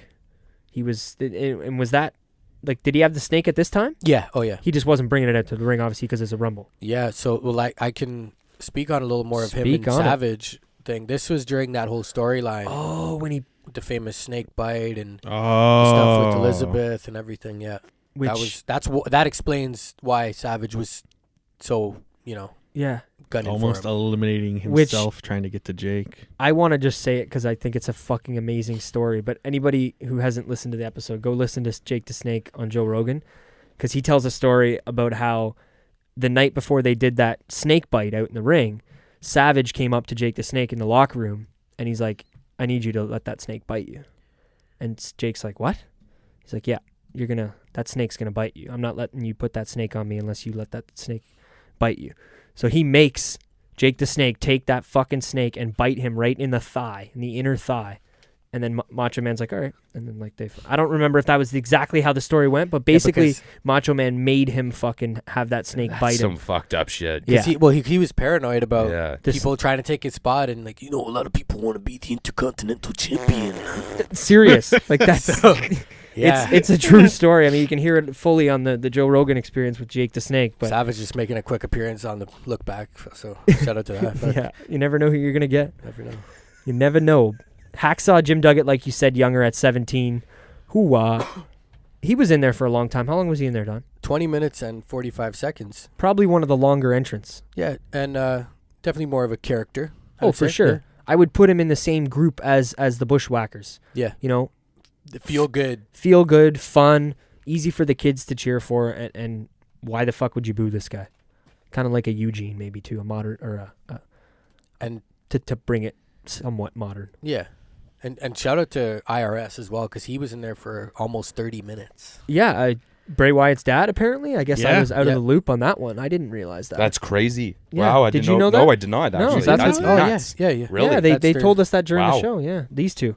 Oh, sorry. Wow, that's crazy. Yeah. Yeah, so shout out to Bray Wyatt and Bo Dallas. I've shouted him Your out dad can go. Another look back we did, but he's just a very underrated worker, I feel like, man. This guy could definitely go. Yeah, I would hate to have to wrestle in that gimmick, though, I got to be honest. Yeah, the suspenders and dress pants. And the whole shirt, the white shirt. Probably not very fun, I got to be honest. But I wanted to point out quick as well, the Hamburglar, Repo Man, was eliminated by the Big Boss Man. Yeah, and that put him at, clocked him in at 6 minutes and 23 seconds. Yeah, and the only other little point before we keep moving through these guys here, because I know Younger mentioned that Greg the Hammer was eliminated, but there was a point in the match when Greg the Hammer had a fucking nice figure four locked on to Rick. Yeah, that's right, yeah. And I thought that was cool. We should definitely, it's noted, bring it up. For sure. Let everybody know that did happen, and it was of significance. Will, you look like you're about to say something, but you're not. No? Where are we at? 19? Yep, 19. Younger, I'll let you do the honors. Jimmy, Superfly, Snooker, Super. The father of Me. No. There you go. Me. No. Yes. Me. Oh. Once again, if you like younger singing, check out the Royal Rumble 2006. Me. There you go. Yeah. Bring it back. I don't know. Snuka was looking a little on the tail end as well. Definitely. Yeah. And this was 92. Yeah. Yeah, he Shit. looked a little Yeah, well, rough. he goes back, man. Yeah. He goes way back. Yeah. Like to the early 70s Well, kind of because he thing? won the title from Don Morocco, man. So you gotta, Shit. Yeah. And I guess I had asked my neighbor Mark, who was with us, if he remembers that jumping off the cage, and he didn't even remember that. So that must have been prior to yeah. him even watching wrestling. So, but yeah, Jimmy Superfly, I think I'm Good 90% wrestling sure character. it was Don Morocco. Wasn't in so there for too long either. Anybody can shit on me in the comments if I got that, but I'm pretty sure. let them. We're not experts. Not too long for Snuka though, right, Younger? That's what. Would you Yeah. say? Yeah, 2 minutes and 27 seconds. A lot of these guys were quick. Yeah, Yeah. and another note, nothing too notable, but you could tell the age too because he had on the longer pants, and Snuka's more known for the traditional trunks. The trunks, So yeah. that's how you could tell he's. And I might as well get into it now because we're gonna. I don't want to forget about it later, and Yeah. we're gonna talk about more of the major names coming into the Rumble. But I had this theory while we were watching it. I think the reason that this Rumble is so star-studded and full of a lot of names that we know is because at this time there wasn't a lot of new stars. There was a lot of established stars from the 80s that were, huge names. Hogan, Savage, Piper. I mean, I don't know where Warrior was at the time, obviously not here, but Jake the Snake, Jimmy, Undertaker was still new. Shawn Michaels was still new. Ric Flair, classic. Ted DiBiase, classic. Like, these are all guys that are, they established themselves and they built up their names in, for Ric Flair and some of the earlier guys in the 70s as well as the 80s. And now that we're in the early 90s, these guys are a little bit older and they're, it's I would compare it to maybe the early Ruthless Aggression era where you had a lot of guys left over from the Attitude Era. Yeah. Still kind of sticking around. Mm-hmm. Opposite to what we've got nowadays where it's all influx of new guys. Mm-hmm. And even, I know you don't want me to, Donovan, but to talk about current, it's changed a lot. You know what I mean? You've got, since I watched it in 2015, there was way more guys from the previous bygone eras that have now left and no longer in WWE. So it's cool to see those transitions, and this is one of those times in 92 where this was the peak of what we had seen, and in the next 5 years we were going to get the new guys. We were going to get Bret Hart in the main event picture. We were going to get Shawn Michaels in the main event picture, Undertaker in the main event, and that's kind of the transition from the 80s to the 90s. Yeah, no. I think you hit the nail on the fucking head. That's a great point. Yeah. Yeah. So I didn't want to forget about that later. No, so no. It's kind of something I wanted to get out. Yeah, I know on record I've heard people say that this was one of the most star-studded Rumbles ever, and I've never watched it like this. So yeah, I can see why people would think that. It definitely is. These guys had all built up names for. I mean, you had your one-offs, your fucking Repos, and your the next man we're about to say down the line here, and a few other guys. But aside from that, they were all pretty well-established names in professional wrestling. So what number are we at now? This would be 20. Number 20. Makes sense. See wow. Yep. The Undertaker, A young Undertaker. young Undertaker. Young, dead-looking Undertaker. Yeah. Cut bangs, Undertaker. His hair was... And, hey! Oh yeah. Paul Bear. I think I almost called him Paul Heyman there. But no, Undertaker come in number 20, and that was due to this whole thing I explained at the beginning with just Picking... getting to draw a number between 20 and 30 at random, obviously, but just to give him and Hogan a kind of fair thing, both being the former champions. Yeah. And yeah, Taker, a lot of chokes, I see a lot of him choking guys in the corner. Do you want me to bring up the no-sell, or should we leave that off of the round table? Or the It was an look-back show? interesting one. Yeah, bring it up. Well, Flair hits him with a low blow, and then Undertaker kind of, I don't know what he was doing, to be completely honest. He put one hand on the ropes, and he was kind of just looking down at the floor. He didn't really know, should I sell this, or am I tired? Or I'm not taking anything away from the Undertaker. Yeah. I mean, it's a fucking low blow over 25 years ago. It's not a big deal. It was odd to see him not really sell it. Yeah, he's dead, so maybe he can't feel it.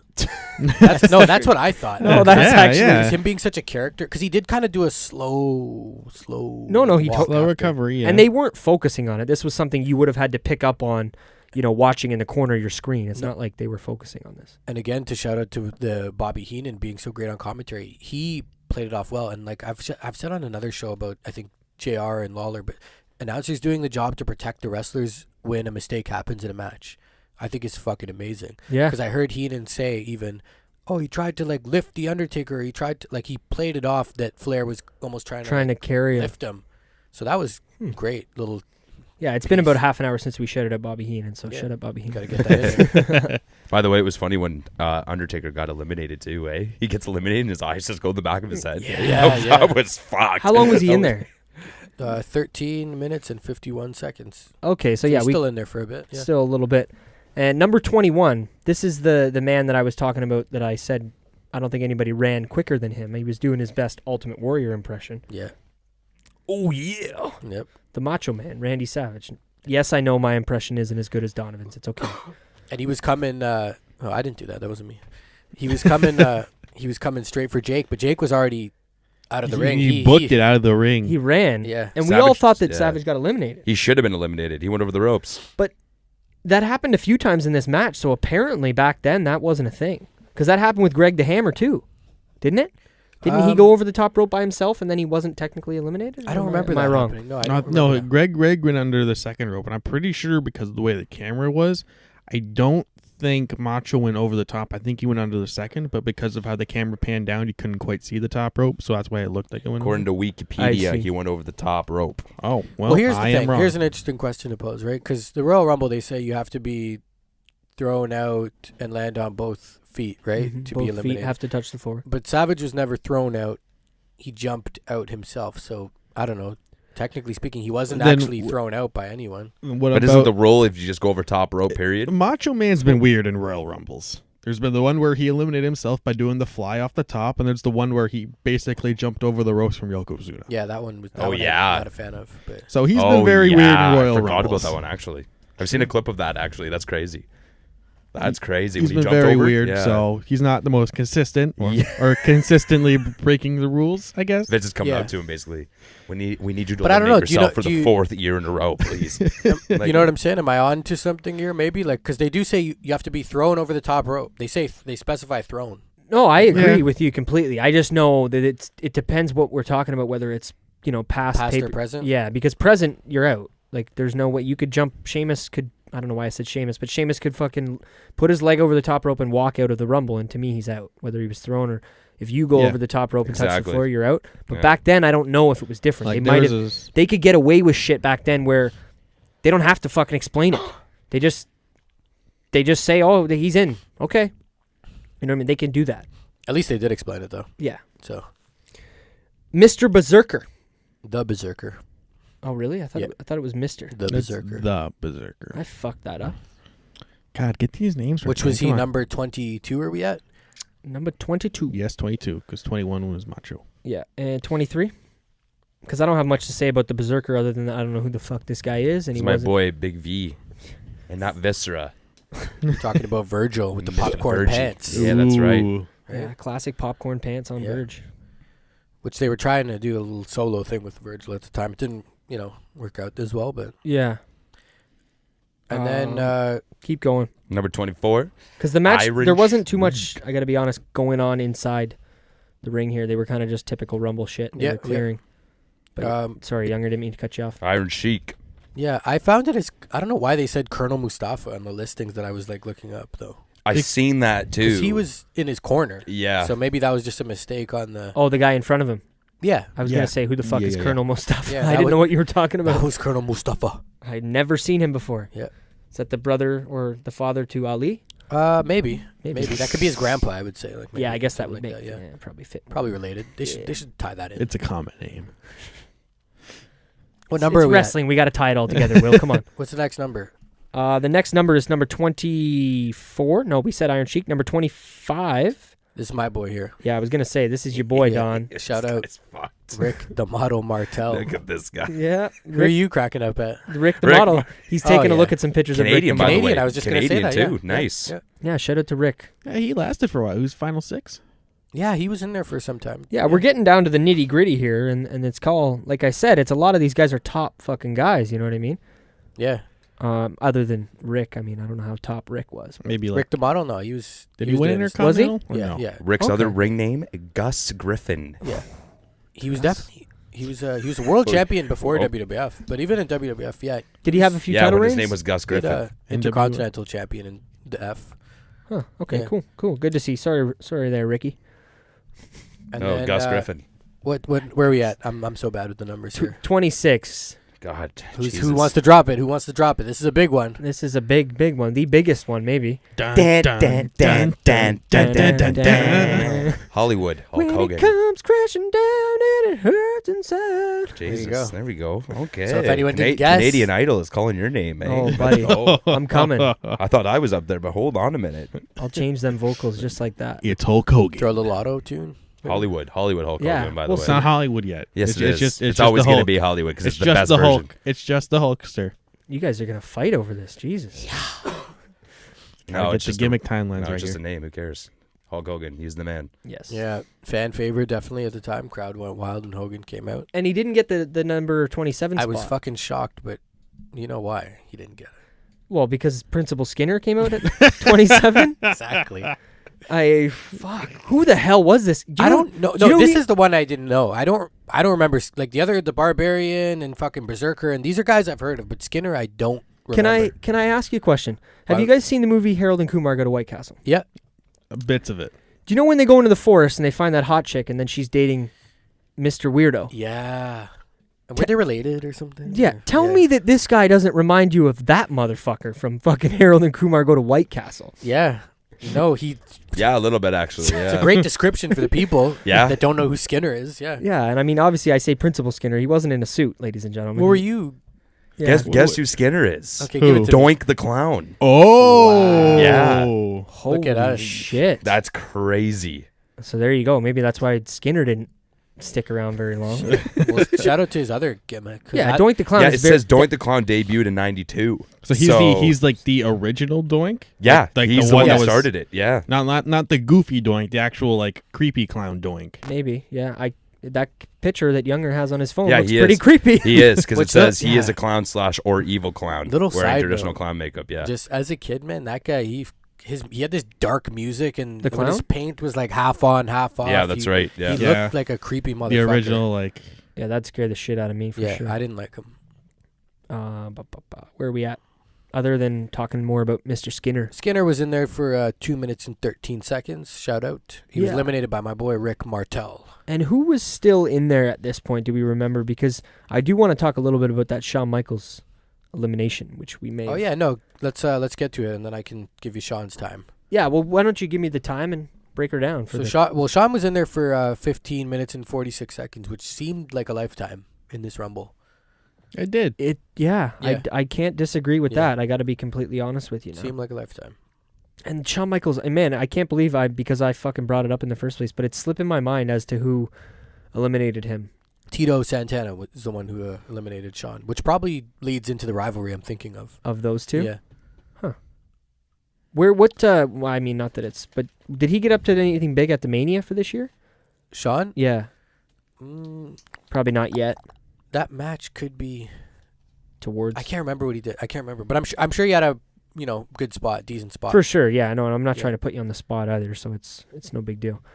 Might have even been with Tito Santana to tell you the at truth, Rumble Yeah. or at the Mania. Yeah. Yeah, number 28, Mr. Sergeant Slaughter himself. Yeah. Shout out. Fucking man. Yeah, he's I definitely a fucking legend. love Sergeant Slaughter, man. He was Again, cool. And he He was a fixed- cool champion too, eh? You guys Yeah. watch him when he was champ? Well, obviously not, Didn't but watch, like but live. yeah. Yeah. And I've Well, seen you some must bit have, tape, yeah, Don. Yeah. this goes back to what I said 5 minutes ago. Established stars from the 80s that are just making their way into this Rumble and cementing this Rumble, as Don said, maybe one of the most star-studded. Yeah.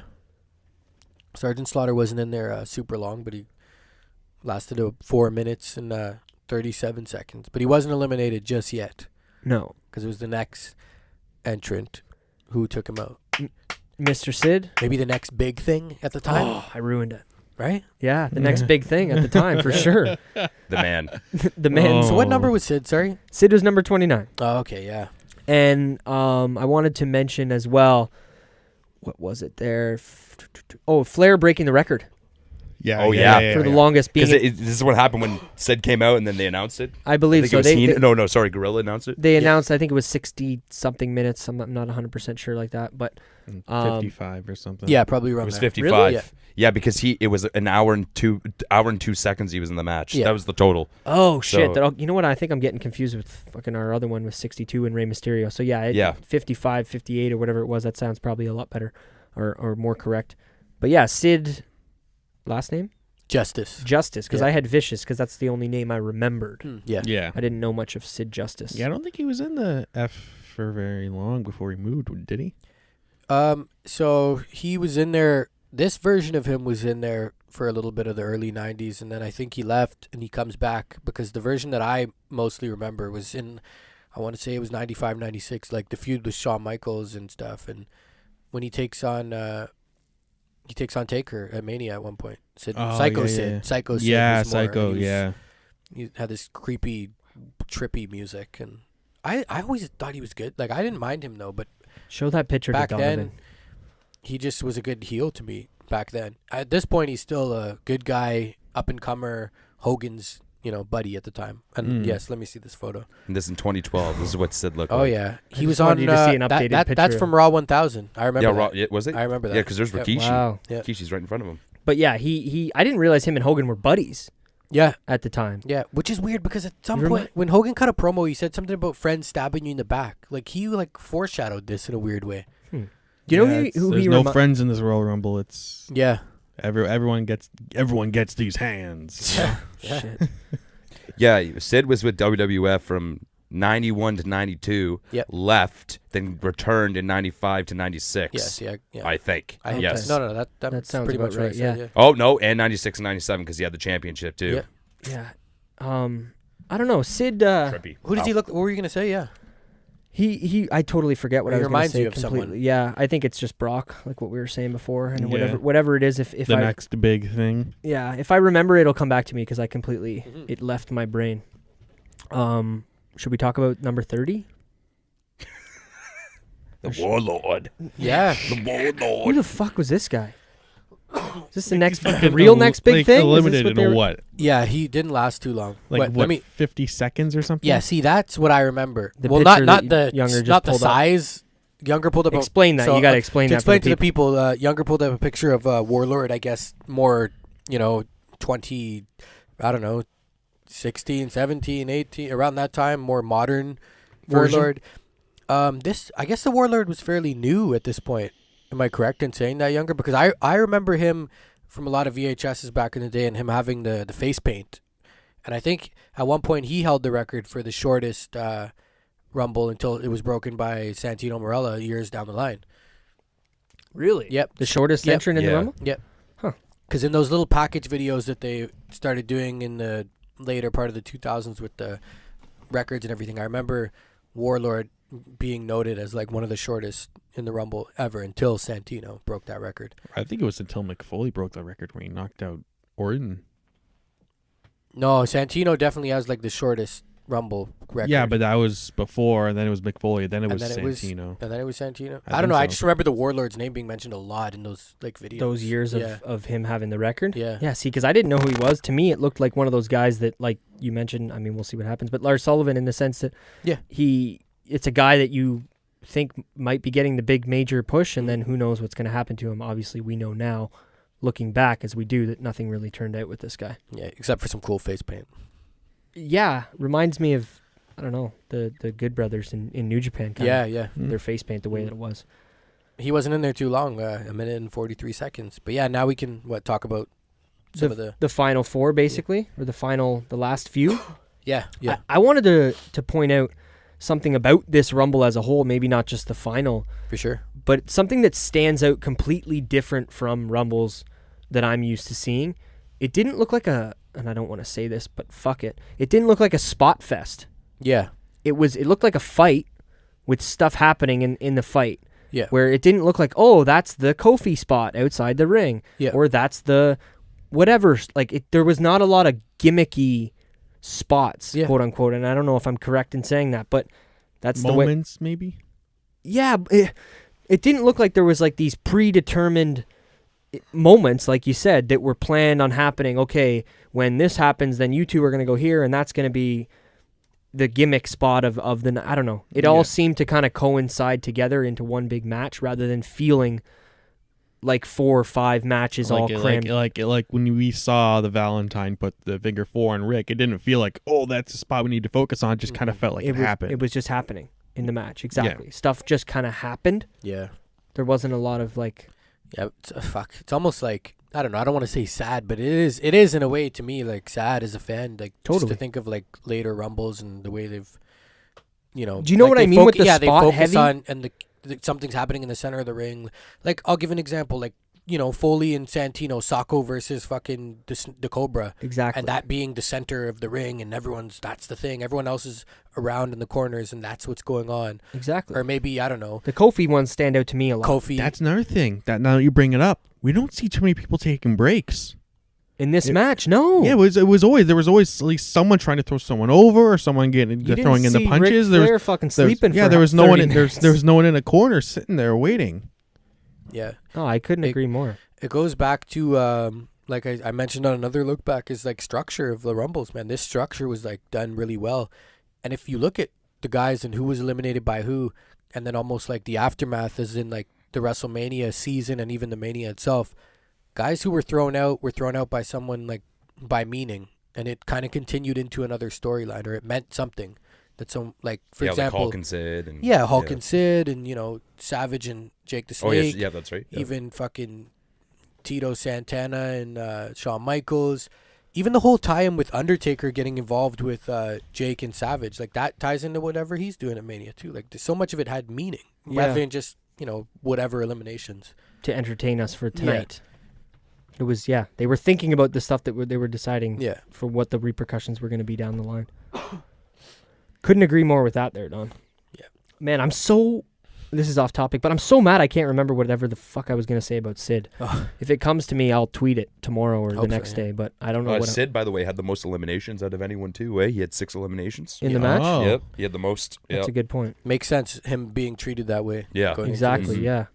How many did Hogan have? Because Hogan really fucking... I think he only had 3. I just remembered. Okay. I just remembered. I know who he reminds me of. Okay, give it to us. Orndorff. Oh. When you, honestly, younger, you don't need to fucking pop that bad. It goes back to the big event. Yeah. The one that we watched. And that's kind of something like, I don't know. They have the same build. They're both big dudes. And then when you mentioned the buddies with Hogan. Oh, okay, yeah. That's what did it for me. So shout out to Paul Orndorff. Yeah. And I don't know. Shout out to myself for remembering that, because I would have been so fucking mad if I forgot and kicking myself later. Yeah, no. Good point, actually. But yeah, so do we remember the final 4? Well, we definitely had Flair. It was Flair, Hogan. Sid, Hogan, and how? Piper had got eliminated before, right? Flair, I'll get it for you. Sid, Give me 1 second here. Flair, Sid, Hogan. Oh, Macho Man. There we go. Yes, it was Savage. Yes. Yep. Okay. So, I mean, do you guys want to get into how that finished? Yeah, well, I wanted to give the honorable mention to the British Bulldog just for his time, because he was in there for a total of 23 minutes and 33 seconds. Not sure if I mentioned that earlier. No, we didn't. But just wanted to show some love there, because he put in some work, man. He did. He was lifting guys. Yeah. Shout out to him. That can be absolutely. so- I'm nodding my head. I don't really have much else to, Yeah. other that than the fact that I agree with you completely. can be tiring. Also, honorable shout out to IRS. 27 minutes in there. Worked another long time. I want to go back and watch more IRS, because I really just, I don't know. I don't know much about this guy. Yeah. Curious. And definitely, like, I can't go without saying, because we talked about it a few times in the show, Rowdy Piper. 34 minutes and 6 seconds. Impressive as fuck. Definitely. But yeah, so we'll get to the final 4. Because Savage was went out first. Yeah. And then Hogan got eliminated by Sid, I believe. Yep. And then he was holding on, because I kind of got the video up. I mean, if you listen to the beginning of the show, this is kind of how we started the show. But Hogan was like pulling Sid out of the ring from the bottom, like from outside the ring, pulling him down. And then Flair kind of crawled up sneakily behind him and flipped Sid out of the ring. Yep. I don't know. Elaborate on that. Does that have anything to do with Hogan and Sid being buddies? Is that Flair coming in to be conniving and just fuck both of you guys? One thing I was, because we mentioned the Final Four, but we didn't really mention how Macho was eliminated. Yeah, get into it for sure. It We're all was over the place, but it's Flair from the one corner of the ring to Sid trying to throw Macho Man over the other corner. Flair just kind of running from the other corner and like hits basically a V trigger to Macho Man and knocks him right over the top. shout out to Kenny Omega. Yeah, Like it was like Flair was hitting those knees in that match. Yeah. Like I didn't know Flair had like a running knee like that. Yeah, it was sweet, and you're right. He knocked him right outside the ring, and he jumped. I don't know if he hit the announce table or not, but he jumped right out. Yeah. It was very cool. And if we're gonna speak of, before we get to the actual finish, I mean, we talked about it with Flair, but if we're gonna speak about cool eliminations, how about Slaughter Yeah, definitely. getting chucked over the top rope into the corner, smokes his shoulder against the steel ring post. Oh yeah. And then flips outside the ring to the point where we had to replay this. Like Yeah. I hit the fucking go back 15 seconds and Yeah, let's 'cause watch that one more time. Yeah, this is back when the posts were actually like bare metal. They don't yeah. have the screens on them now. So if you hit that post, you hear that like that yeah. metal sound. Yeah. And I don't know if it was just the way either A, Slaughter cracked a shoulder, or B, he was a fucking magician and he did what pro wrestling is, and he did that in a way that it made us think, holy shit, that guy must be hurt when he's okay. Yeah, definitely put over fucking Sid's strength and whatnot in there. Yeah. No, it was very good. Very good. But yeah, so like I said, Sid was, he eliminated Hogan. Hogan was kind of not pulling him out of the ring, but just holding his hand. Oh, kinda. yeah. Sorry, so I wanted to speak on it a bit, right? Yeah, yeah. Because before that, like, he tossed out Hogan, and Hogan was like, you could see the shock on his face. Oh, he did that look. If anybody knows that, like, Classic Hogan, really. the shaking his head and looking around, just picture the back of his fucking little hair flicking in the wind, and he's looking around like, what happened? Oh my Yeah. God. Yeah. He couldn't I believe wish it. I could video for that. His for you. buddy had eliminated him, and he was in shock by then. He's like, no, and he wasn't having it. So, like, he tried to, as you said, grab Sid's hand and try and pull him out almost. Exactly. Flair sneaks up from behind, Flips him over the ropes, making him the winner. and New. WWF World Wrestling Federation champion, Yeah. Ric Flair. I wish I could do Howard Fink's voice. Howard. Winner of the 1992 Royal Rumble. Yeah, it was An hour and 2 seconds for him. the longest Royal Rumble streak. Was that until Rey Mysterio? Well, I guess until let's see, there Or- might have been or ones in Michaels. between, because I know the Benoit one Okay. cracks the Flair one, and then the Mysterio one cracks that. Or what about Michaels? Didn't Michaels like Yeah, that's win what I from mean. number one? Yeah, one of Michael's appearances a couple years after might have cracked it as well. As well, yeah. Yeah. Overall, like Don said, I think one of maybe the best Royal Rumbles that we've ever had in the history of the Royal Rumble matches. Yeah. The 5th annual one at the time, but one of the best, like I said, one of the best matches, Royal Rumble matches.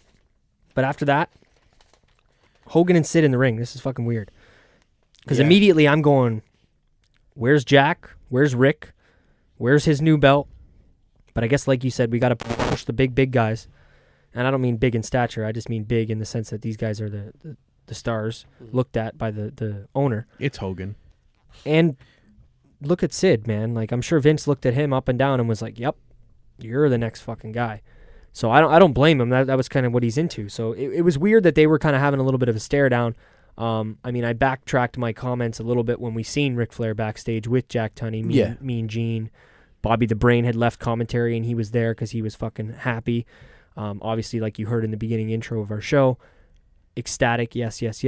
So, and that was it. I mean, we had an amazing promo from Ric Flair. If you haven't seen it, go on YouTube and watch Ric Flair's post Royal Rumble 1992 promo. What did you say the slogan for the show was? Every man for himself. That ties into the finish then. They're meaning, there you go. The three guys there, Ric Flair coming. Yeah, I guess you're right. And I mean, it is the slogan for most Royal Rumbles and as a theme in general. Yeah. But yeah, it made sense. And I don't know. I like those little slogans. We don't talk about that much usually on the lookbacks, but I like when they have a little tagline for the show and it makes sense like that. So it's cool that you bring that full circle there, Will.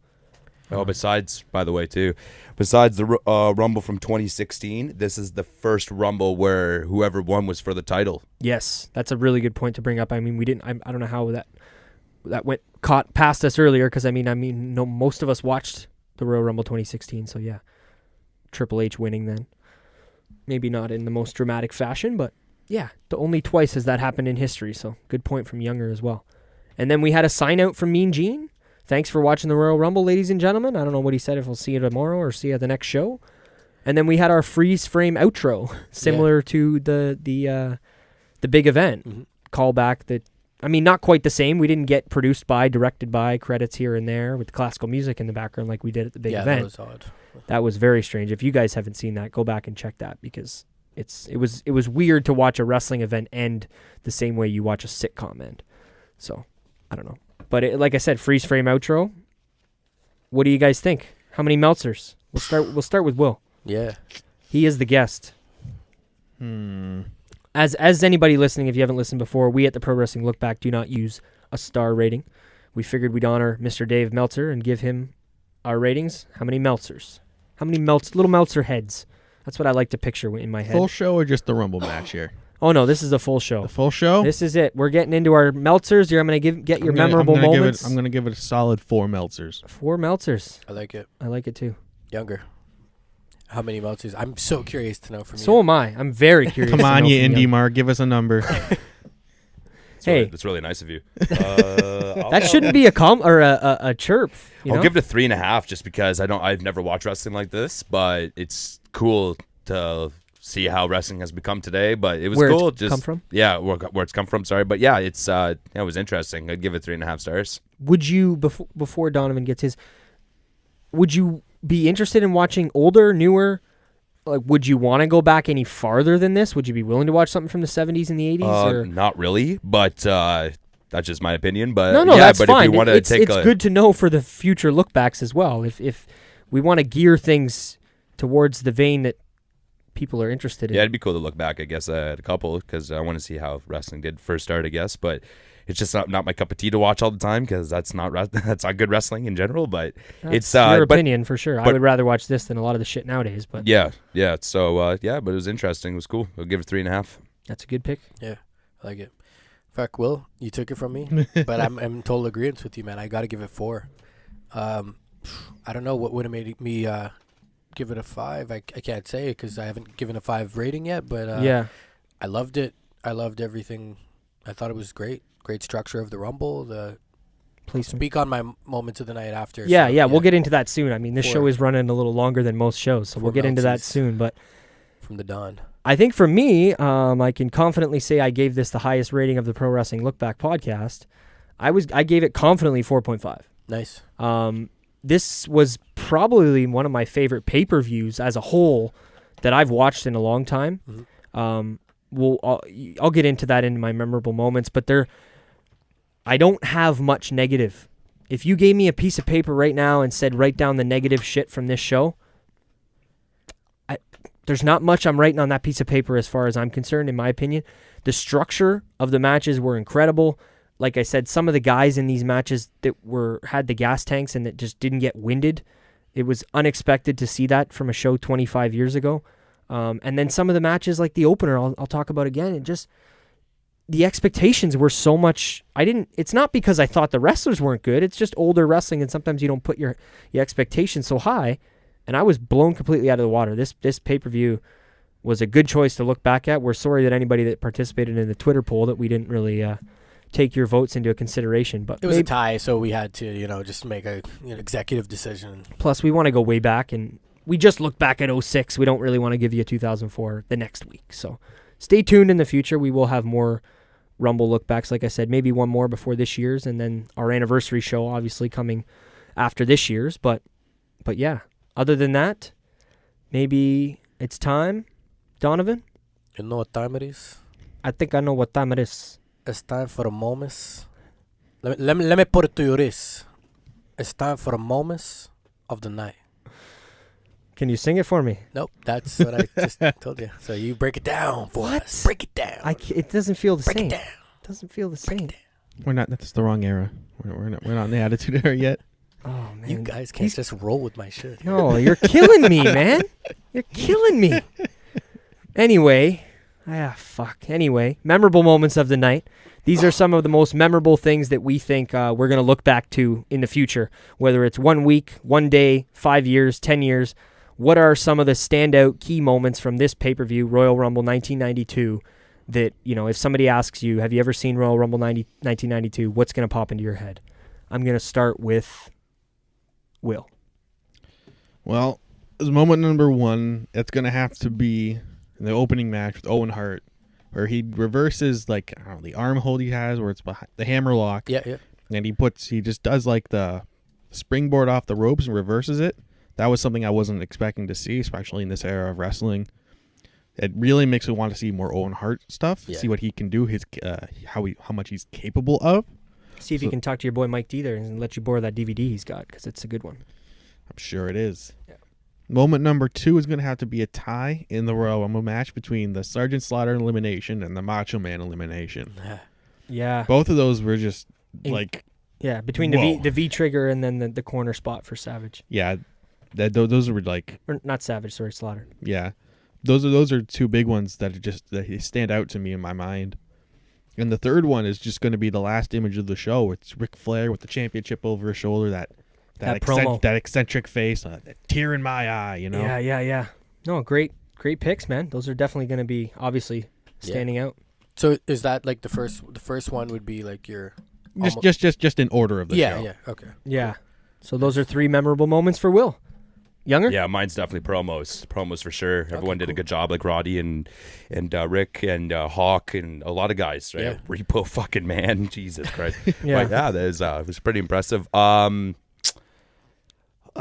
don't really know. Yeah, probably how Owen Hart moved in the fucking ring, I guess. But that was pretty impressive, I guess, because at that time of wrestling, I guess you didn't really see a lot of that. So a lot of people were very memorized about the whole moving.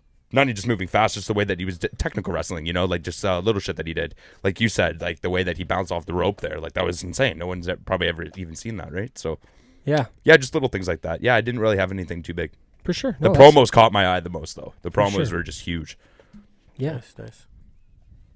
Yeah, so I guess I'll go like an honorable mention first of my moments of the night. I definitely...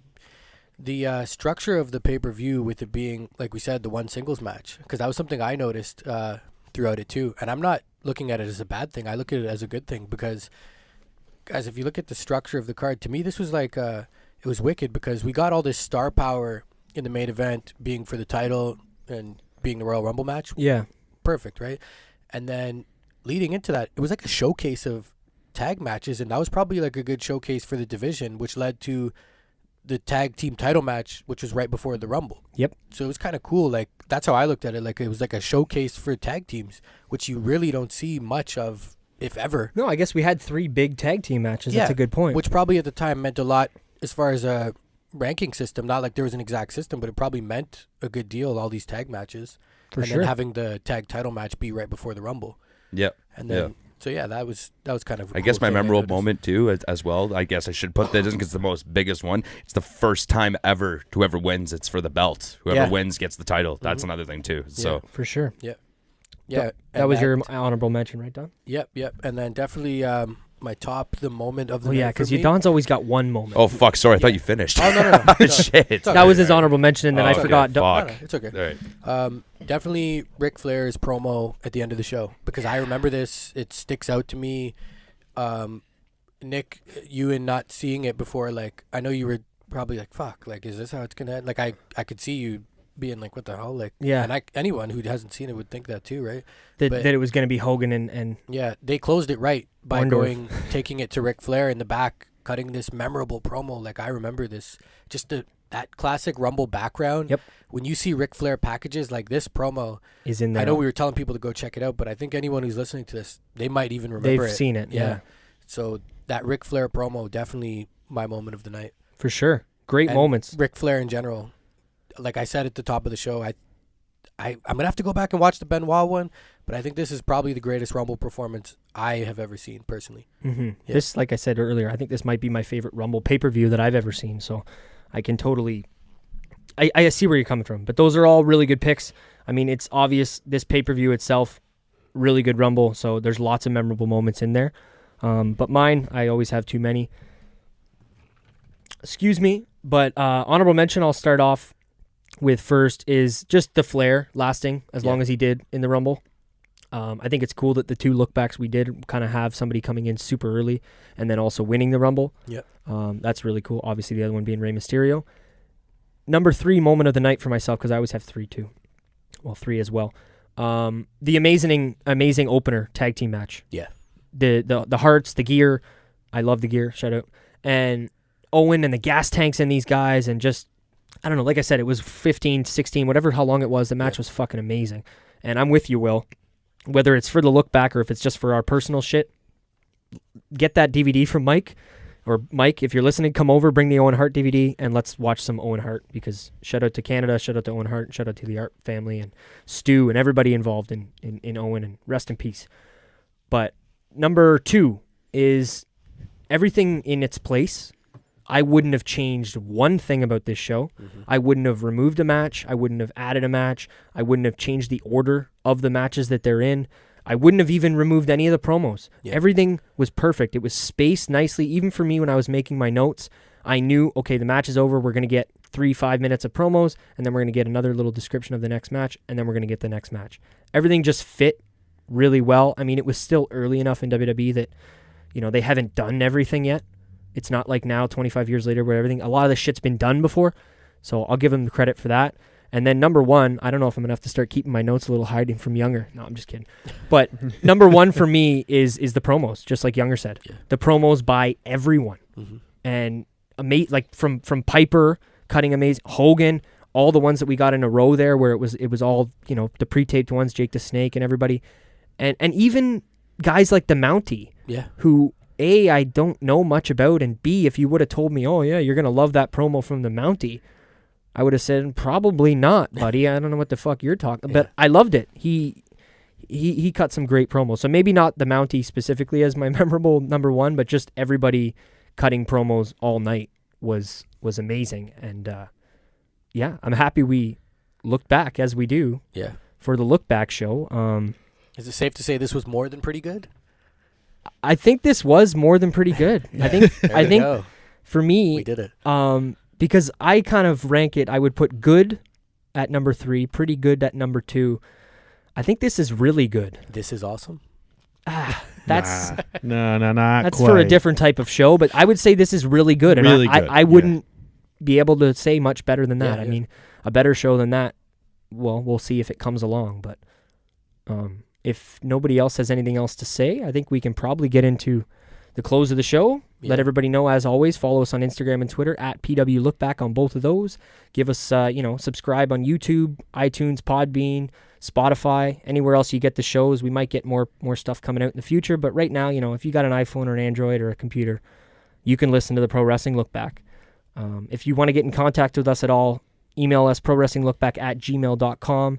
As well, you can send us a DM, PWLookBack on Instagram or Twitter, or get in contact with any one of us on Twitter or Instagram. Mine is at Salsa, SCELSA.